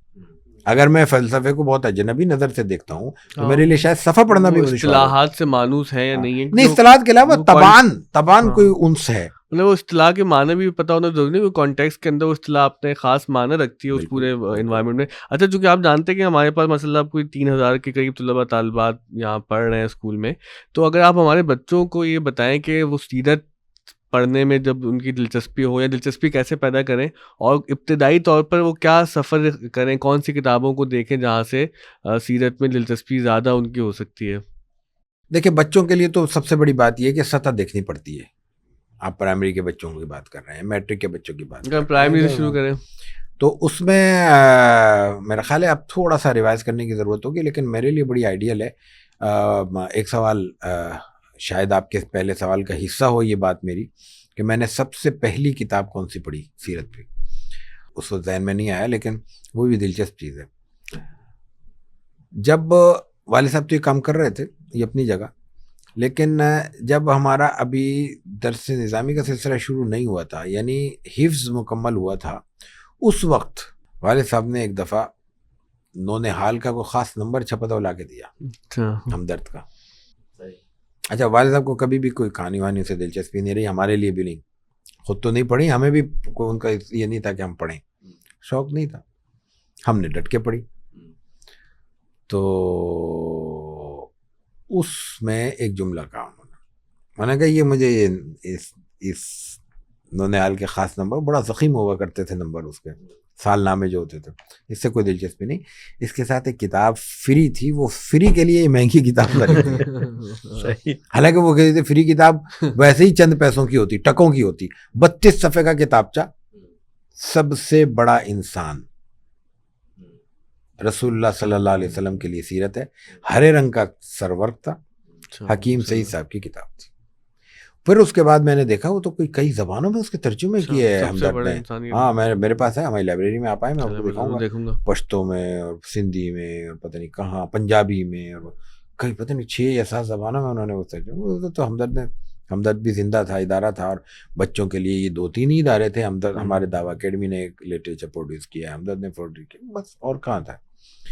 تو وہ کتاب اور اس طرح کی کتابیں اب لکھنے کی بھی ضرورت ہے, جو موجود ہیں ان کو بھی ایڈٹ کرنے کے لیے, ری پروڈیوس کرنے میں. یہ آپ بتا رہے ہیں کہ سیرت میں شروعاتی طور پہ جن کتابوں سے آپ کا واسطہ پڑا ان میں سے یہ پہلی کتاب میں کہا بالکل سب سے پہلی کتاب جو میں نے پڑھی ہے وہ یہ پڑھی, سب سے. تو مطلب یہ دیکھنے والوں کے لیے بھی میرے خیال سے یہ اچھا مشورہ ہے کہ اگر بچوں کو پڑھانا ہے تو یہ کتاب ڈھونڈیں اور یہاں سے پڑھیں. اگر تھوڑا سا آگے کی عمر میں, جیسے میٹرک اور انٹرمیڈیٹ کی عمر ہوتی ہے, تو اس وقت تو ذرا شعور بیدار ہو چکا ہوتا ہے, تو کہاں سے دیکھیں بچے کے اگر سیرت پڑھنے کا ذوق پیدا ہو. میں نے جو پہلی کتاب پڑھی تھی سیرت پہ, وہ ضیاء النبی پڑھی تھی پیر کرم شاہ صاحب کی.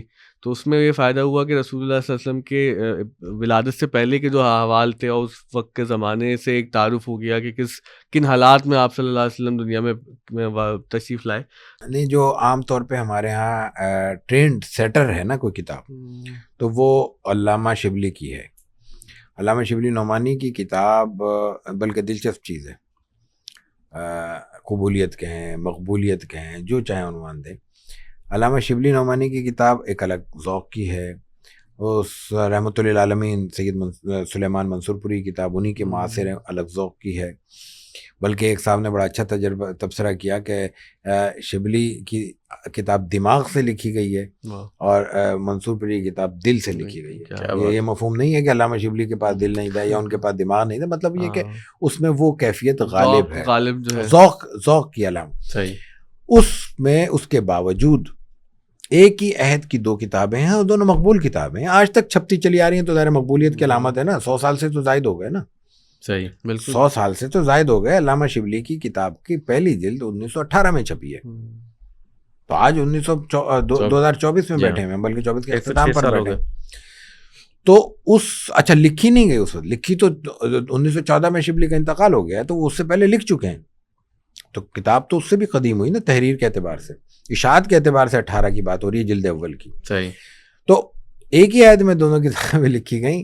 ایک کو آج ہم ٹرینڈ سیٹر کہتے ہیں کہ آج جو بھی کتاب, یعنی ضیاء النبی کی بھی ترتیب وہی ہے موضوعاتی اعتبار سے تقریباً جو شبلی کی ہے, رحیق المختوم کی بھی وہی ہے, محسن انسانیت کی بھی وہی ہے, انسان کامل کی بھی تقریباً. انسان کامل ذرا تھوڑا سا مختلف ہے, خالد الوی کتاب, انہوں نے سیرت کا جو تاریخی حصہ ہے وہ مختصر کر کے موضوعی اعتبار سے عنوانات کو پھیلایا. والد صاحب کے ہادی اعظم کی بھی وہی ہے. تو یہ ایک ٹرینڈ کی بات ہے, تو اس لیے جو ہے نا اس کو تو ہمیں وہ الگ کرنا چاہیے. لیکن جو اصل چیز ہے وہ یہ ہے کہ عام کتابیں اسی طرح رسول اللہ صلی اللہ علیہ وسلم کی ولادت سے پہلے کے واقعات پر مشتمل ہے. صحیح. جی. آپ کے پسندیدہ سیرت نگار, یہ مشکل سوال ہوگا آپ کے لیے. ہاں, لیکن اس میں یہ ہے کہ اگر صرف اردو تک رکھیں تو بہت ہی اسپیسیفک کریں, بہت زیادہ کریں تو بھی 3 افراد کو میں سے کسی ایک کو بھی میں فہرست سے خارج کرنے کی بالکل گنجائش نہیں پاتا. علامہ شبلی, سید سلیمان ندوی اور رحمۃ اللہ علیہ کے علامہ منصور پوری. اور میں عام طور پہ ایک سوال ہوتا ہے, آپ بھی شاید کریں کہ سیرت کیسے پڑھیں, کہاں سے پڑھیں, کتنا پڑھیں, تو میں یہ کہتا ہوں شبلی کو پڑھ لیں, منصور پوری کو پڑھ لیں, 60% سیرت پوری ہو جائے گی. اس میں عمروں کا تعین ہے یا تمام سننے والوں؟ دیکھیں اب دیکھیں بات یہ ہے کہ اب عمروں کا, پھر لہجے کا اور زبان کا, وکیبلری کا, ذوق کا, یہ تو بہت ساری چیزیں آ جاتی ہیں. لیکن علامہ شبلی کی یا منصور پوری کی زبان ایسی مشکل نہیں ہے کہ انسان نہ سمجھے. اچھا نہیں سمجھ میں آئی تو 10% نہیں آئے گی نا, تو یار 90% کو کیوں چھوڑ رہے ہیں. وہ لغت بھی دیکھ سکتے ہیں. اچھا, ہمارا جو تجدد پسند طبقہ ہے وہ جس طرح سے احادیث کی صحت پر اعتراض کرتا ہے, تو سیرت پر بھی اب یہ بہت زیادہ اعتراض کیے جاتے ہیں کہ یہ مطلب متن ضعیف ہے یا روایات درست نہیں ہے اور یہ واعظین کے قصے اور تذکرے ہیں. تو ظاہر ہے کہ بہت ڈیٹیل میں تو اب ہم نہیں جا سکتے کم وقت میں, لیکن آپ کے پاس اس کا سامنے کا کیا جواب ہوگا؟ دیکھیں بات یہ ہے کہ حدیث میں بھی ضعیف حدیثیں موجود ہیں, موضوع بھی موجود ہیں. سیرت میں بھی بہت سا حصہ ایسا ہے جو صحیح نہیں ہے, ثابت ہی نہیں ہو سکتا, بیان ہی نہیں کیا جا سکتا. اب اس کے بعد کیا کریں؟ موضوع حدیث کی وجہ سے کہ حدیث چھوڑ دی گئی ہے, تو موضوع سیرت کی وجہ سے کیا سیرت چھوڑ دی جائے گی. اس کے بعد ذمہ داری بڑھ جاتی ہے, اور بڑھتی پھر یہ ہے کہ نہ صرف یہ کہ سیرت سمجھی جائے اور صحیح سمجھی جائے. ایک بات اس میں جو پیچیدگی ہے وہ یہ نہیں ہے, اس میں پیچیدگی یہ ہے کہ صحیح سیرت کے مصادر کیا ہوں گے, سورسز کیا ہوں گے, سورسز کیا ہیں, یہ پیچیدہ ہے. یہ بحث پیچیدہ تھی نہیں, بعد میں پیچیدہ بنی ہے, اور اس کے پیچیدہ بنانے میں اردو کے سیرت نگاروں نے بڑا کردار ادا کیا, اور اب عربی سیرت نگار بھی اس کا حصہ ہیں. صحیح, پورے ان کے احترام کے ساتھ. میں نے ابھی آپ کے سامنے گن گئے علامہ شبلی کے, علامہ شبلی کے پیش رو ہیں علامہ اپنا سر سید رحمہ اللہ. سر سید نے ایک مقدمہ ایک قائم کیا اپنے الخطبات الاحمدیہ میں, وہی بات پھر آگے بڑھائی شبلی نے, وہی بات ان کے شاگرد علامہ سید سلیمان ندوی نے, اور تینوں نے جو بات کہی ہے وہ بداہتاً درست نہیں ہے. وہ بحث اب ہے ٹیکنیکل, وہ بحث ہے اصول سیرت نگاری کی. اصول سیرت نگاری میں ان تمام افراد کا جو کہنا ہے اس کا خلاصہ یہ ہے کہ جب بنیادی طور پہ مصادر سیرت میں حدیث کی روایت کو سیرت کی روایت پہ ترجیح ہوگی. صحیح, یعنی ایک روایت آسان لفظوں میں, ایک روایت امام بخاری نے درج کی ہے, ایک روایت ابن اسحاق نے درج کی ہے, تو ابن اسحاق کی روایت اور دونوں آپس میں ٹکرا رہی ہیں. اگر اتفاق ہے تو پھر تو مسئلہ ہی نہیں ہے نا, ترجیح کا مسئلہ تو وہاں آتا ہے نا جب آپس میں ٹکراؤ ہوتا ہے. تو ترجیح کس کو ہوگی؟ بخاری کو. ابن واقدی کی روایت ہے, ایک مسلم کی روایت ہے, ترجیح کس کو ہوگی؟ مسلم کو. یہ مقدمہ بداہتاً اپنی جڑوں سے ہی غلط ہے. سیرت کے اصول حدیث کے اصول سے اسی طرح مختلف ہوں گے اور ہونے چاہیے جیسا کہ حدیث کے اصول تفسیر کے اصول سے مختلف ہیں. صحیح, حدیث کے اصول اسی طرح جیسا کہ فقہ کے اصول حدیث سے مختلف ہیں, یعنی ان کا کمپیریزن ہی نہیں ہونا, کمپیریزن نہیں ہے. اب جب اصل کے اعتبار سے اصول الفقہ اصول التفسیر سے مختلف, اصول التفسیر اصول الحدیث سے مختلف, تو اصول السیرہ بھی اصول الحدیث سے مختلف ہوئے. صحیح, تو پھر اصول السیرہ کو ترجیح ہوگی اصول الحدیث پر, اور جب اصول سیرت کو ترجیح ہوگی اصول حدیث پر, تو اہل سیر کو ترجیح ہوگی اہل حدیث کے, یعنی محدثین کے بیان اور ان کے منہج پر، ان کے بیان، ان کی روایت پر، خاص ان جگہوں پہ جہاں دونوں کی روایت باہم متعارض ہو اور دونوں میں تطبیق کی گنجائش نہ ہو.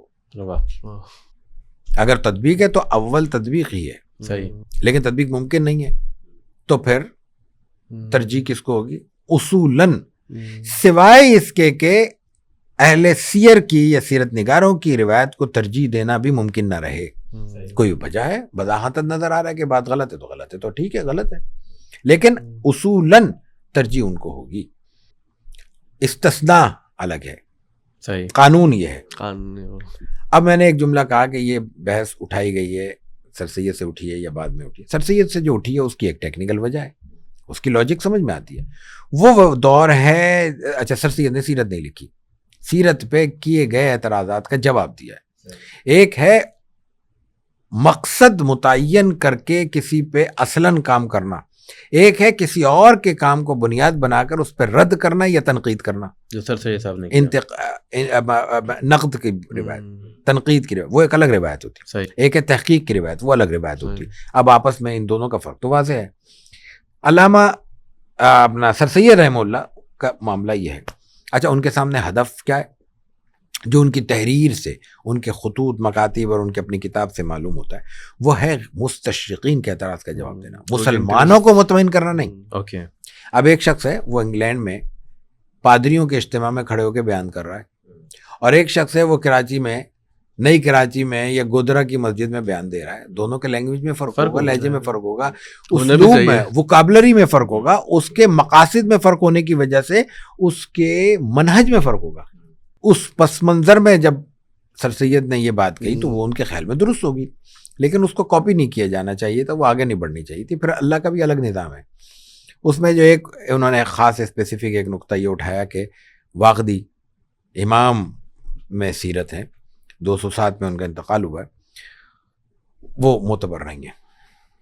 یہ سر سید نے بھی کہا، پھر شبلی نے بھی کہا، پھر سید سلیمان ندوی نے بھی کہا. ٹھیک ہے، لیکن اللہ کی شان سید سلیمان ندوی کے اپنے بیٹے سید سلمان ندوی، ڈاکٹر سید سلمان، ساؤتھ افریقہ میں، اللہ ان کو سلامت رکھے، انہوں نے پھر مضمون لکھا ہمارے یہاں ششمائی السیرہ میں، وہ انگلش میں آرٹیکل ہے، وہ چھپا ہوا ہے. انہوں نے کہا کہ نہیں، واقدی کی بات بارے میں یہ بات درست نہیں ہے، واقدی معتبر راوی ہے. یہ تو ایک الگ بحث ہو گئی. میں نے اصل بات کیا کہی کہ یہ بحث بات کی ہے محدثین کے ہاں جو آخری شخصیت جس کو خاتم المحدثین کہتے ہیں، وہ 808 ہجری میں وفات ہے ابن حجر رحمہ اللہ کی، جو امام بخاری رحمہ اللہ کی کتاب الصحیح کے سب سے مشہور شارح ہیں، فتح الباری کے ان کی بہت سی درجنوں کتابیں تو متداول ہیں اور ہمارے یہاں پڑھائی جا رہی ہیں، حوالے کی کتابیں ہیں. ان کی ایک کتاب شرح بخاری میں فتح الباری ہے، ضخیم کتاب ہے. وہ بالکل شروع میں کتاب المغازی، ان کی 8ویں جلد ہے غالباً، جو ہمارے پاس ایڈیشن ہے 13 جلدوں والا، اس میں 8ویں جلد میں بالکل کتاب المغازی کی شروع میں دیکھ لیں، وہ ایک واقعہ بیان کرتے ہیں، اس کی بحث کرتے ہیں. اس بحث کے دوران وہ ایک قول امام محمد بن اسحاق کا پیش کرتے ہیں جو امام بخاری کے مقابل نظر آ رہا ہے براہ راست بظاہر، اور پھر دونوں میں تطبیق دیتے ہیں. اگر منہج محدثین علی الاطلاق منہج سیرت نگاروں کے مقابل ہے تو خاتم المحدثین ابن حجر رحمہ اللہ، امام محمد بن اسحاق جو امام بخاری کی وفات سے 105 سال پہلے دنیا سے رخصت ہو چکے ہیں، صحیح، ان کا قول کوٹ کیوں کر رہے ہیں؟ اس کا مطلب یہ ہے کہ 9ویں ہجری تک محدثین کیا ابن اسحاق کا مقام مسلم تھا، خاص سیرتی مباحث، کم از کم خاص سیرتی مباحث میں. دوسری مثال یہ تو امام ابن اسحاق ہو گیا نا، 151 میں وفات ہے. دوسرے 207 میں محمد بن عمر واقدی ہیں. واقدی رحمہ اللہ کی کتاب المغازی ابھی بھی چھپی ہوئی ہے.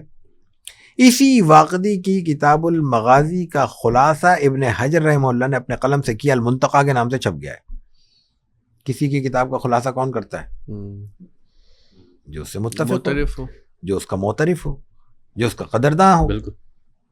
تو سیرت کے ایک اپنے وقت کے امام کا قدرداں ایک محدثین کی روایت کا سب سے بڑا اور سب سے آخری نام ہے. آخری کا مطلب اپنے علم کے وجاہت بیان کرنے کے لیے، یہ نہیں کہ خدا نخواستہ فن ختم ہو گیا، اس لیے ان کو ایک لقب دیا گیا ہے.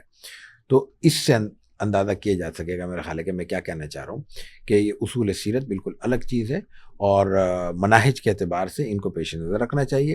ان اصولوں کی روشنی میں ضعیف روایات بھی ہیں, موضوع بھی ہیں. اچھا, ایک بڑا جو اہم سوال ہے وہ تصوف کے حوالے سے کہ نقشبندی سلسلے سے آپ کا تعلق ہے, آپ کے خانوادے کا, تو میں یہ جاننا چاہوں گا کہ جو نقشبندی سلسلے کی آپ کی روایت ہے یہ کہاں جا کے جڑتی ہے, اور جو موجودہ تصوف پہ جب آپ نظر ڈالتے ہیں تو کیسا محسوس کرتے ہیں؟ کیونکہ ہمارے پاس ایک طرف تو ہمارے قبلہ جاوید احمد غامدی صاحب کا نقطہ نگاہ نظر آتا ہے کہ تصوف متوازی دین ہے, اور دوسری جانب اگر ہم صوفیہ کی جانب دیکھتے ہیں اور خانقاہوں کی طرف دیکھتے ہیں تو اصول میں تو ظاہر ہے کہ ہم مختلف ہیں. میں خود ایک صوفی فیملی سے ہوں, سہروردی سلسلے سے تعلق ہے ہمارا, لیکن عملی طور پر کچھ ایسی پریشان کن چیزیں نظر آتی ہیں جس کو دیکھ کے ہمارا دل بھی ڈر جاتا ہے, ڈوب سا جاتا ہے. تو اس میں توازن کیسے پیدا کریں؟ اگر ہم آپ کے تعارف سے شروع کریں نقشبندی سلسلے کے حوالے سے. میرا خیال ہے تعارف تو پھر ثانوی ہو جاتی ہے, آپ کا موضوع زیادہ اہم ہے. میں اگر وہاں سے شروع کروں, دیکھیے جو چیز معاشرے میں سب سے زیادہ کاپی ہو رہی ہو وہ اس بات کی دلیل ہوتی ہے کہ معاشرے کو اس کی ضرورت ہے اور وہ پاپولر ہے. ہمارے ہاں اصولاً ہارٹ کی بیماریوں کی, فالج کی بیماریوں کے انجیکشن 2 نمبر زیادہ آنے چاہیے, لیکن پتہ کریں فارما والوں سے تو سب سے زیادہ جو 2 نمبر دوا چل رہی ہے وہ پیناڈول اور وہ کیا ہے وہ پیراسیٹامول, یا اس کے علاوہ وہ جو بروفین, ہاں اس ٹائپ کی چیزیں ہوں گی, صحیح, ڈسپرین, یہ زیادہ, حالانکہ یہ ان کے مقابلے میں تو ٹکے کی بھی چیز نہیں ہے. تو اصل بات یہ ہے کہ معاشرے میں اچھا دوسری بات, اصول یہ بھی معاشرے کا اصول موجود ہے کہ نقل ہمیشہ اس کی ہوتی ہے جو اصل مارکیٹ میں اویلیبل ہو, موجود ہو, ایکسس کر رہی ہو. اگر وہ موجود نہیں ہے, مطلب ابھی وہ ہم سفر پہ تھے تو ایسی جگہ رکا جہاں تصور ممکن نہیں تھا کہ وہاں پہ کوئی اصل برانڈیڈ کوئی منرل واٹر مل سکے, جگہ ایسی تھی, ہم پہنچ گئے. تو وہاں ہم نے پانی لیا تو اس پہ لکھا ہوا تھا دور سے بوتل وہ نیسلے کی, تو یہ کنفرم تھا کہ نیسلے کی نہیں ہے, یہ تو طے تھا کہ وہاں ممکن نہیں ہے نا ملنا. میں نے بوتل تو اچھا پانی تو پینا ہے, پیاس تو لگ رہی ہے, اور کوئی دستیاب پانی کی کوئی شکل تھی نہیں, تو میں نے وہ لے لی. لیکن اس سوچ سے کہ دیکھا کہ اس میں یہ واقعی نیسلے کے کوئی 2 نمبر ہے, یہ بوتل ہے یا اس کی سیل ہے یا نہیں ہے, تو وہ نیسلے نہیں تو نیسکے تھا. لیبل وہی تھا, لے کو اس طرح, کے کو لے اس طرح بنایا ہوا تھا, بڑا خوبصورت. وہ مسلمانوں کا ہمارا اس کا مطلب کیا ہوا, اس کا مطلب کیا ہوا کہ برابر کی 2-3 دکانوں کے بعد یہ 2-4 کلومیٹر یا 150 کلومیٹر کے اندر نیسلے بھی ہوگا. اگر پاکستان میں کوئی نیسلے نہ جانتا ہو تو نیسکے نہیں آئے گا. تو پاکستان میں یا ہندوستان میں یا سب کانٹیننٹ میں یا پوری دنیا میں اگر تصوف کی ڈپلیکیشن آ رہی ہے یا اس کا کوئی متبادل کوئی شکل آ رہی ہے, تو وہ تو موقف تو ویسے ہی ختم ہو جاتا ہے کہ یہ کیوں ہے. نہیں تو آپ غامدی صاحب کے تصوف کو ڈپلیکیٹ کہہ رہے ہیں, ان کا سوال کچھ ایسا تھا. دیکھیں غامدی صاحب نے یہ شرارت کر رہے ہیں, نہیں آپ نے نام لیا تو وہ ڈپلیکیٹ نہیں. اچھا غامدی صاحب سے اصل میں ملاقاتیں ہیں میری ان سے, یہ شرارت کر رہے ہیں. نہیں سر, میں وضاحت سننے والے نا وہ غلط ملت کر لیں گے, اسی چکر میں پوچھ رہی ہے. ہاں آپ جو چاہ رہے ہیں وہ میں کہہ دیتا ہوں. ہاں دیکھیں جو بھی کوئی فکر ہو اس میں گنجائش ہوتی ہے آگے بھی جانے کی, پیچھے بھی ہٹنے کی, اور اگر کوئی پیچھے ہٹ رہا ہو تو اس کو دھکا نہیں دیا جاتا, اسپیس دیا جاتا ہے تاکہ وہ پیچھے چلے جائے. اب انہوں نے خانقاہ بنا لی ہے, اب کچھ وقت تو دینا ہے بھائی ان کو. دیکھیں اس کا لفظ انہوں نے شروع سے اپنے جو مقاصد میں لفظ استعمال کیا, خانقاہ استعمال کیا, تو اس کو جو ہے نا اس جو متفقہ چیز ہے اس کو لینا چاہیے. ہم تو اتفاق کے لوگ ہیں نا, ہم تو اختلاف کو ویسے ہی بہت زیادہ پسند نہیں کرتے. بہرحال اب اس کے نتائج کیا ہیں وہ لوگوں کے سامنے آ جائیں گے, پیچھے تو ہٹے نا, بس ختم, اتنا کافی ہے یار. اور اگر وہ ابھی میں غامدی صاحب کی وہ بھی سن رہا تھا, انہوں نے کہا کہ یہ تو ہمارے پورے مقاصد میں شامل ہے, تو اس کا مطلب یہ ہے کہ لوگوں کے اندر کوئی غلط فہمی تھی وہ دور ہو گئی. تو متوازی تو کم از کم نہیں رہا نا. جی ہاں, توازن آ گیا, توازن آ گیا. ہمیں اس پہ رک جانا چاہیے, وہی آدھا گلاس والی بات ہے, یہ اس پہ رک جانا چاہیے, دیکھنا چاہیے, نتائج دیکھنے چاہیے, ایک بات. دوسری بات یہ ہے کہ تصوف حقیقت میں ہمارے ہاں موجود تصوف واقعی متوازی دین ہے, جو موجود تصوف. جب مروج تصوف میں لوگوں کو ان کی نیتوں کی بجائے, نیتوں کی صفائی کے بجائے, اخلاص فی العمل جو اصل تصوف اس کی بجائے ان کو ان کی شکلوں سے, ان کی مونچھوں کے سائز سے, اور ان کی ٹوپیوں کے رنگت سے, اور ان کے پاجاموں کی کاٹ سے دیکھا جائے گا, دیکھا تو اس کے بعد پھر تصوف بچا کہاں. صحیح. جس فن کا یوں فنی کہیں گے، یا جس علم کا آغاز ہی انسان کی اپنی ذات کی نفی سے ہوا ہو اور اس کا آج مظہر ہی ذات کا اثبات ہو، تو بالکل برعکس ہو گیا ہو تو اس کو متوازی نہیں کہیں تو کیا اس میں غلط ہے؟ لیکن اس کا نتیجہ یہ نکالیں کہ جناب ابو طالب مکی کی قوت القلوب بھی متوازی ہے، کشف المحجوب بھی متوازی ہے، یعنی وہ لما بھی کتاب اللما بھی متوازی ہے، یا یہ کہ پھر وہ مکتوبات مجدد بھی متوازی ہیں، تو یہ غلط ہو. فصوص الحکم تو ہے ہی، وہ تو خیر میں نے جان بوجھ کے اس کا نام نہیں لیا تھا کیونکہ اس کی کنٹروورسی کئی اور حوالوں سے ہے. وہ تو چونکہ ہم تو نقشبندی ہیں تو ہم مجدد صاحب کو فالو کریں گے. مجدد افسانی نے بھی ان پہ یعنی تنقید اینٹی تصوف نہیں ہے، ان پہ تنقید خود تصوف کی اپنی داخلی تنقید ہے، اس لیے کہ مجدد صاحب کا بڑا کمال کا جملہ ہے لیکن اس کو بھی متوازن کیا ہے. وہ کہہ لیں کہ ہمیں فتوحات مدنیہ کے بعد فتوحات مکیہ کی کیا ضرورت، نص کے بعد فص کا کیا کام، یعنی نص سے مراد نص قرآنی یا نص شریعت، اور فص یعنی فصوص الحکم. لیکن اس کو متوازن کیسے کیا مجدد صاحب نے؟ یہ تنقید کی روح ہے، یعنی ایک صوفی کی تنقید یہ مطلوب ہے. انہوں نے کہا ہے کہ ان کی فکر سے ہمیں اختلاف ہے لیکن وہ مجھے برگزیدہ نظر آتے ہیں اللہ کیا. تو جو شخصیت دنیا سے گزر گئی ہے اور پھر اس کا کام بھی ہو، خدمات بھی ہو، اس کا دائرہ بھی ہو، اس کے ماننے والوں بھی ہیں، تو اس کے ساتھ احترام کا رشتہ ہوگا. لیکن افکار ہر دور میں جب تک فکر موجود رہے گی وہ قابل تنقید رہیں گے. صحیح. لیکن تنقید تک ہو، تنقیس کے دائرے میں نہ جائے. صحیح. سیرت کے احمد جاوید صاحب کا موضوع بنتا ہے ویسے تو یہ اب یہاں سے سیرت کے آئینے میں بس میں یہی بریک کرتا ہوں. نہیں آپ نے نام اتنا بڑا لے لیا تو اس کے بعد تو مجھے لگتا ہے جملے واپس لینے پڑیں گے. ان سے ہم نے کچھ چیزیں سوالیں سنی ہیں سیرت کا، آپ سوال بالکل کریں لیکن وہ نا وہ آپ کے تعارف بھی ہم نے سننا ہے نقشبندی سلسلے کے حوالے سے. نہیں میں یہ کہہ رہا تھا کہ سیرت کے آئینے میں تصوف کی آج کے دن اہمیت، یا اس کو اگر ایک سطر میں آپ کہنا چاہیں تو تصوف ہے کیا چیز؟ دیکھیں بات یہ ہے، تصوف اصطلاح ہے، اصطلاحات ہر دور میں تبدیل ہوتی رہتی ہیں. صحیح. اور ضروری نہیں ہے کہ ہر سال کے بعد 10 سال کے بعد 100 سال میں تبدیل بھی ہوں، اگر ایکسیپٹ ہو گئی یہ تو معاشرے میں چلتی بھی ہے. تو رسول اکرم صلی اللہ علیہ وسلم کے زمانے میں یہ صحابہ اکرام کے معمولات میں جو چیز تھی وہ تصوف نہیں تھا، وہ اصلاح تھی، اور وہ تزکیہ نفس کا عنوان تھا. تزکیہ نفس کا مفہوم ہوتا ہے، اور اگر بہت سادہ آسان لفظوں میں کہیں کہ انسان کے اندر دو انسان موجود ہیں. ایک وہ ہے جو حیوانی جبلت پر ہے، جس کی بنیاد پر انسان ہے، خوراک، کھانا پینا، سونا جاگنا، یہ تمام چیزیں حیوانی جبلت کا تقاضا ہے. اور ایک اس جبلت سے پیدا ہونے والے کچھ عوامل ہیں. خوراک زیادہ کھاتے ہیں تو اس کے کچھ اثرات ہوتے ہیں، خوراک کم کھاتے ہیں تو اس کے کچھ اثرات ہوتے ہیں. ہماری یعنی ہمارا اضافی انرجی پروڈیوس کرنا بھی ایک معاملہ ہے، اور اپنے انرجی کو کم کر کے سستی اور کاہلی میں منتقل ہو جانا بھی ایک معاملہ ہے. ان تمام چیزوں کے نتائج پھر انسان کی باڈی پر بھی پڑتے ہیں اور انسان کے کردار کے کچھ ان پہلوؤں پہ بھی پڑتے ہیں جن کا تعلق دوسرے انسانوں سے ہے. صحیح. اس میں انسان کی افکار ہیں اور پھر عمل کرنے کے داعیے ہیں. اورا کہا جاتا ہے، مطلب اس کے داعیہ بھی ہے نا. مثلا حسد ہے، اس کا ایک داعیہ ہوگا. جو حسد خود داعیہ نہیں ہے، حسد خود کوئی چیز نقصان دینے والے، اس کے نتیجے میں جو رد عمل پیدا ہو رہا ہے نقصان پہنچانے کا، وہ اس کا داعیہ ہے. غصہ نہیں ہے، غصے میں جو میں ریئیکٹ کر رہا ہوں وہ اس کا داعیہ ہے. اسی طرح کھانا ہے، خوراک ہے، میں اپنی پلیٹ سے کھا رہا ہوں، آپ کو کیا اعتراض ہوگا؟ لیکن میں اتنا خوش خوراک یا بد خوراک ہو جاؤں، بد خوراکی کہوں، خوش خوراک کا لفظ اس کے لیے مناسب نہیں، کہ میں آپ کی پلیٹ پہ بھی جھپٹ جاؤں. یہ داعیہ ہے.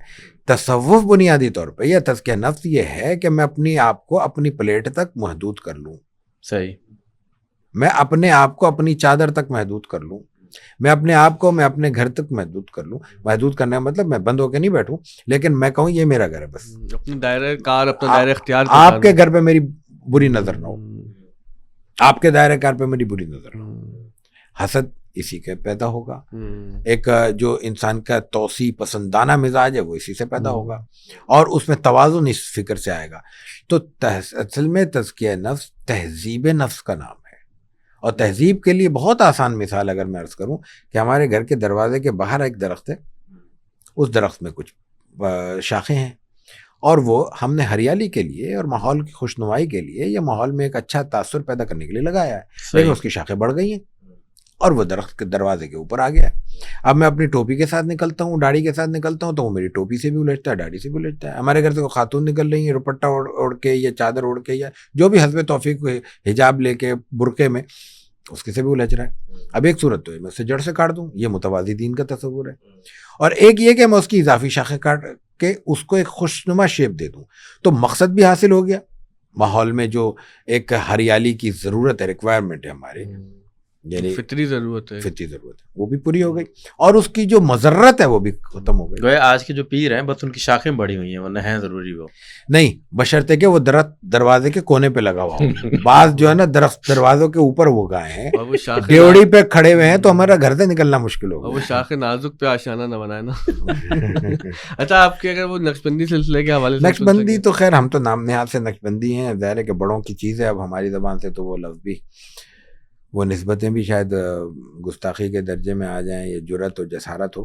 لیکن ہمارے دادا کا تعلق, ہمارے یہاں نقشبندی شاخیں بہت سی موجود ہیں. کچھ ماوراء النہر سے آئی ہیں, افغانستان کے راستے آئی ہیں, اور ایک شاخ ہماری جو ہندوستان سے ہوتی ہوئی, دہلی سے ہوتی ہوئی آئی ہے, وہ پھر موسیٰ تک پہنچی ہے. خانقاہ موسیٰ ہماری KPK کی بڑی خانقاہ ہے, اور اس میں پھر 3-4 بڑی شخصیات خاص طور سے گزری. ان میں جو اصل مرکزی شخصیت تھی یہاں پہ اس خانقاہ کی, وہ تھی دوست محمد قنداری رحمہ اللہ. پھر ان کے صاحب, ان کے خلیفہ وہ تھے, ان کے جانشین عثمان دامانی, اور پھر ان کے خلیفہ تھے سراج الدین. تو سراج الدین رحمہ اللہ کے خلیفہ تھے پھر خواجہ فضل علی مسکین پور, یہ شہر سلطان کے قریب مظفر گڑھ کے علاقے میں ایک چھوٹا سا, چھوٹا بھی نہیں تھا, بس یہی خانقاہ ہی تھی. اس کے بعد اب بڑھتے بڑھتے قصبہ سا ہو گیا. یہاں جو بزرگ شخصیت تھی خواجہ فضل قریشی, ان کے خلیفہ تھے محمد سعید قریشی, جن کا تعلق احمد پور شرقیہ سے. دادا جان ان سے بیعت ہوئے تھے, کیونکہ ان کا جانا آنا اس وقت دادا انڈیا میں دہلی میں تھے. ہمارا تعلق کرنال سے, کرنال کے ایک علاقے سے, تو وہ پانی پت وغیرہ اس طرف آنا جانا رہتا تھا. تو وہاں دادا جان کی وہاں ملاقات ہوئی, ان سے بیعت ہو گئے تھے, اور پھر ان کو اجازت و خلافت ان کے بزرگ یعنی خواجہ فضل علی قریشی رحمہ اللہ سے. یہ ہمارا سلسلہ. اچھا, 2 سوال ہیں آخری میں. ایک تو سیکنڈ لاسٹ کوشچن, جو آپ کی دعویٰ ریجنل اکیڈمی ہے, ریجنل دعویٰ اکیڈمی, اچھا سوری ریجنل دعویٰ اکیڈمی, اس کا کیا تعارف ہے؟ یہ ریجنل دعویٰ سینٹر. اچھا, ریجنل دعویٰ سینٹر, تو اس کا کیا تعارف ہے؟ اور یہ سرکاری ادارہ ہے, یہ انٹرنیشنل اسلامک یونیورسٹی کی ایک ذیلی ادارہ ہے؟ ہماری یونیورسٹی اصل جو ادارہ ہے یونیورسٹی ہے انٹرنیشنل اسلامی یونیورسٹی اسلام آباد. 1979 میں اس کا قیام ہوا تھا. پھر 85 میں اس کے ماتحت ایک ادارہ قائم ہوا تھا, یعنی یونیورسٹی کا ادارہ ہے تو سرکاری ادارہ ہوا, فیڈرل گورنمنٹ کا ادارہ ہے, دعویٰ اکیڈمی. صرف اتنا ہی نام ہے, دعویٰ اکیڈمی. دعویٰ اکیڈمی, الاکادمیہ دعویٰ. یہ فیصل مسجد میں قائم ہوا, بلکہ فیصل مسجد اس کا مرکز ہے, اور فیصل مسجد اس کے ماتحت ہے تعلیمی تربیتی اعتبار سے. انتظامی اعتبار سے یہ CDA کے ماتحت ہے, یعنی اس میں صفائی ستھرائی کا انتظام, اور بیت الخلاء کا انتظام, اور روشنی کا انتظام, اور تحفظ کا انتظام, یہ تمام کا تمام CDA کے ماتحت ہے. ائمہ کرام, اور پھر شبینے, اور پھر تلاوت, اور پھر وہاں دوسرے نکاح وغیرہ, بچوں کے لیے کلاسز, اعتکاف کا انتظام وغیرہ, یہ سب کا سب دعویٰ اکیڈمی کے ماتحت ہے. اور بربنائے عہدہ دعویٰ اکیڈمی کے DG کو خطیب فیصل مسجد کہا جاتا ہے. صحیح. جب اس کا قیام عمل میں آیا تو اس کے تحت بنیادی طور پر تمام صوبوں میں اس کے ذیلی مراکز کا قیام شامل تھا. لیکن جیسے ہم بہت سے اہداف ابھی حاصل نہیں کر سکے, ان میں ایک یہ بھی ہوا کہ کراچی کے علاوہ, یعنی سندھ کے علاوہ اور کسی صوبے میں ابھی تک ہمارے ہاں کوئی شاخ قائم نہیں ہو سکی. 2002 میں کراچی میں ریجنل دعویٰ سینٹر قائم ہوا. اس کا یہ واحد کیمپس ہے, یہ کہہ لیں, یا یوں کہہ لیں کہ جب فیصل مسجد سے یونیورسٹی پھیلی اور پورا ایک سیکٹر میں H8 میں اس کا وہ کیمپس نیو کیمپس قائم ہوا, تو پھر وہاں پہ ایک وومن کیمپس دعویٰ کا بھی قائم ہوا. اس کو اگر الگ کیمپس شمار کر لیں تو ہمارے پہ 3 شعبے ہو جاتے ہیں. فیصل مسجد ہے, ایک ویمن کیمپس ہے اسلام آباد میں, اور ایک یہ ہمارا ریجنل دعویٰ سینٹر ہے. اس کا پورا نام ہے ریجنل دعویٰ سینٹر سندھ کراچی. سندھ سے مراد پھر پورا صوبہ ہے. پورے صوبے کے لیے یہ قائم ہوا ہے, لیکن عملاً 2010 سے غالباً 11 سے کہہ لیں. ہم سندھ کے ساتھ ساتھ بلوچستان، چونکہ بلوچستان ہمارے قریب ہے، ہم اس کو بھی دیکھ رہے ہیں. اور میری پہلی ملازمت اور اب تک کی ملازمت وہی ہے. تو میں 2009 سے وہاں پہ. آپ کا کیا عہدہ ہے وہاں پہ؟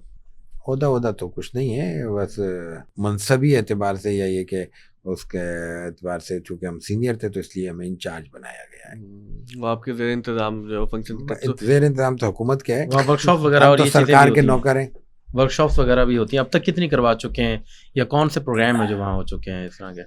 دعوی اکیڈمی کے تحت پروگراموں کی تعداد ہمارے ہاں 200 سے زائد ہے. اور 2009 سے 2002 سے، ہاں 2009 تک تو بہت شاید زیادہ نہیں ہوئے تھے. وہ ابتدائی دور تھا، ظاہر ہے کہ جب ادارہ سینٹر کھڑا ہو رہا اور ڈیولپمنٹ ٹائم جو ہوتا ہے اس میں پھر بہت ساری دوسری چیزیں ہو رہی ہوتی ہیں تو فوکس کہیں اور ہوتا ہے. یعنی میں اگر یوں کہوں کہ آپ کے زیر انتظام کتنے پروگرامز ہو چکے، کچھ اگر ذہن میں ہو تو؟ اب فگر تو اس وقت صحیح یاد نہیں ہے، لیکن 200 کے قریب ہے. صحیح. اور الحمدللہ اللہ کا کرم ہے کہ ہو رہے ہیں.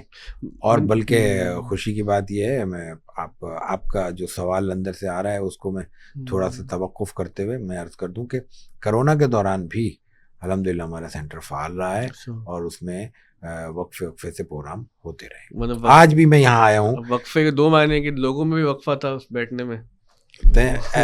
دیکھیں پھر وہی میں نے کہا ہم تو سرکار کے نوکر ہیں تو ایس او پیز کو تو ہم نے فالو کیا ہی ہوگا. دیکھنے والے اعتراض کریں گے کامنٹ میں. اتنی بدگمانی تو آپ ہم سے نہ کریں، ہم میں وقفہ ہوتا نہیں ہے. ہاں لیکن میرا سوال اسی حوالے سے تھا. آج بھی میں نے عرض کروں کہ آج بھی آپ کے یہاں آنے سے پہلے میں ایک پروگرام بھگتا کے آیا ہوں. NED یونیورسٹی میں میں نے بھی پڑھا ہے.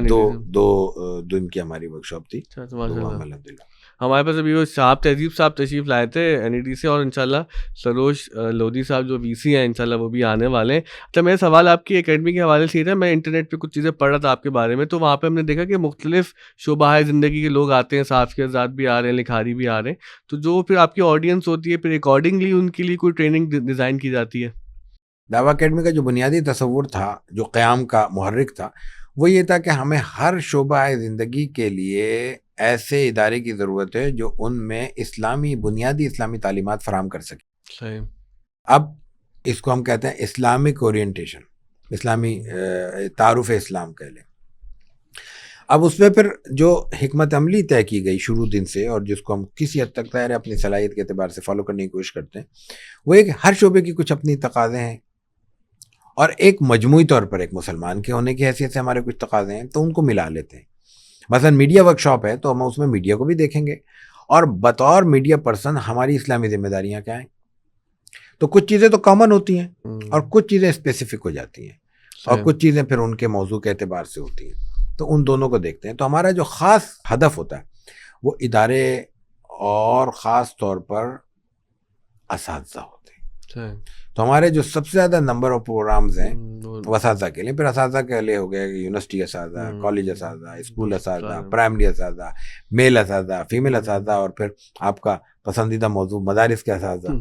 ہم فل سرکل ہو گیا. آخری سوال آپ سے یہی تھا، فضل اللہ فانی صاحب نے مجھے بتایا کہ آپ کو خطاطی کا بھی ذوق ہے، شعر بھی کہتے ہیں آپ، تو ماشاءاللہ سے کہ کافی خوش ذوق کی جو آپ میں آئی ہے یہ بھی فیملی اور والد صاحب کی وجہ سے تھی، اور خطاطی کا ذوق کیوں پیدا ہو گیا؟ ڈاکٹر صاحب خطاطی بھی 2 سوال بیچ میں پھر وہی درمیان میں آپ لوگ لے آتے ہیں، اب سمجھ میں نہیں آتا کہ مجھے I'm sorry to cut you، مجھے یہ لگتا ہے کہ میں ڈاکٹر صاحب کے بارے میں کافی واقف ہوں. خطاطی مطلب سیریسلی اچھا الحمدللہ آج کی اگر اس نشست کا یہ فائدہ ہو کہ آپ کی کچھ غلط فہمیاں دور ہو جائے کسی بھی حوالے سے ہو تو یہ تو ہمارے لیے اچیومنٹ ہوگی. It's a very good sign. مطلب میرے واقعی علم میں نہیں تھا یہ. دیکھیں آپ سے زیادہ ریسرچ میں کر کے آیا ہوں.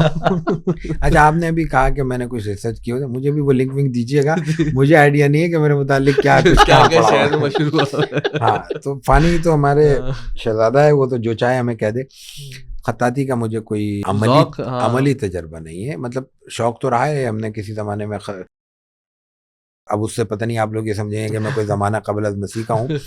تختی بھی لکھی ہے میں نے. ہاں اور تختی لکھنا ایک فن ہے، اس لیے کہ تختی پہ وہ ملتانی مٹی کو ملنا اور اس کے بعد اس کو سکھانا اور اس میں پھر یہ تو والد صاحب ہمارے اچھے ملتانی کہیں نہ کہیں انوالو رہے ہیں آپ کے یہاں زندگی میں. ہاں لیکن اس کے باوجود اللہ تعالیٰ نے ان کے مضر اثرات سے محفوظ رکھا ہے, یہ اللہ کا مزید کرم ہے. تو ہوا یہ ہے کہ ہمارے نانا تھے پروفیسر سید محمد سلیم مرحوم مغفور, 2000 میں ان کا انتقال ہوا. ان کی آخری کتاب جو ہم نے, آخری سے مراد یہ کہ ان کی زندگی میں وہ اس شکل میں مسودے کی شکل میں, ویسے تو ان کی چیزیں بعد میں پروڈیوس ہوئی ہیں ہماری, وہ تھی تاریخ خط و خطاطین جو انہوں نے ہمیں مرتب مسودے کی صورت میں دی تھی.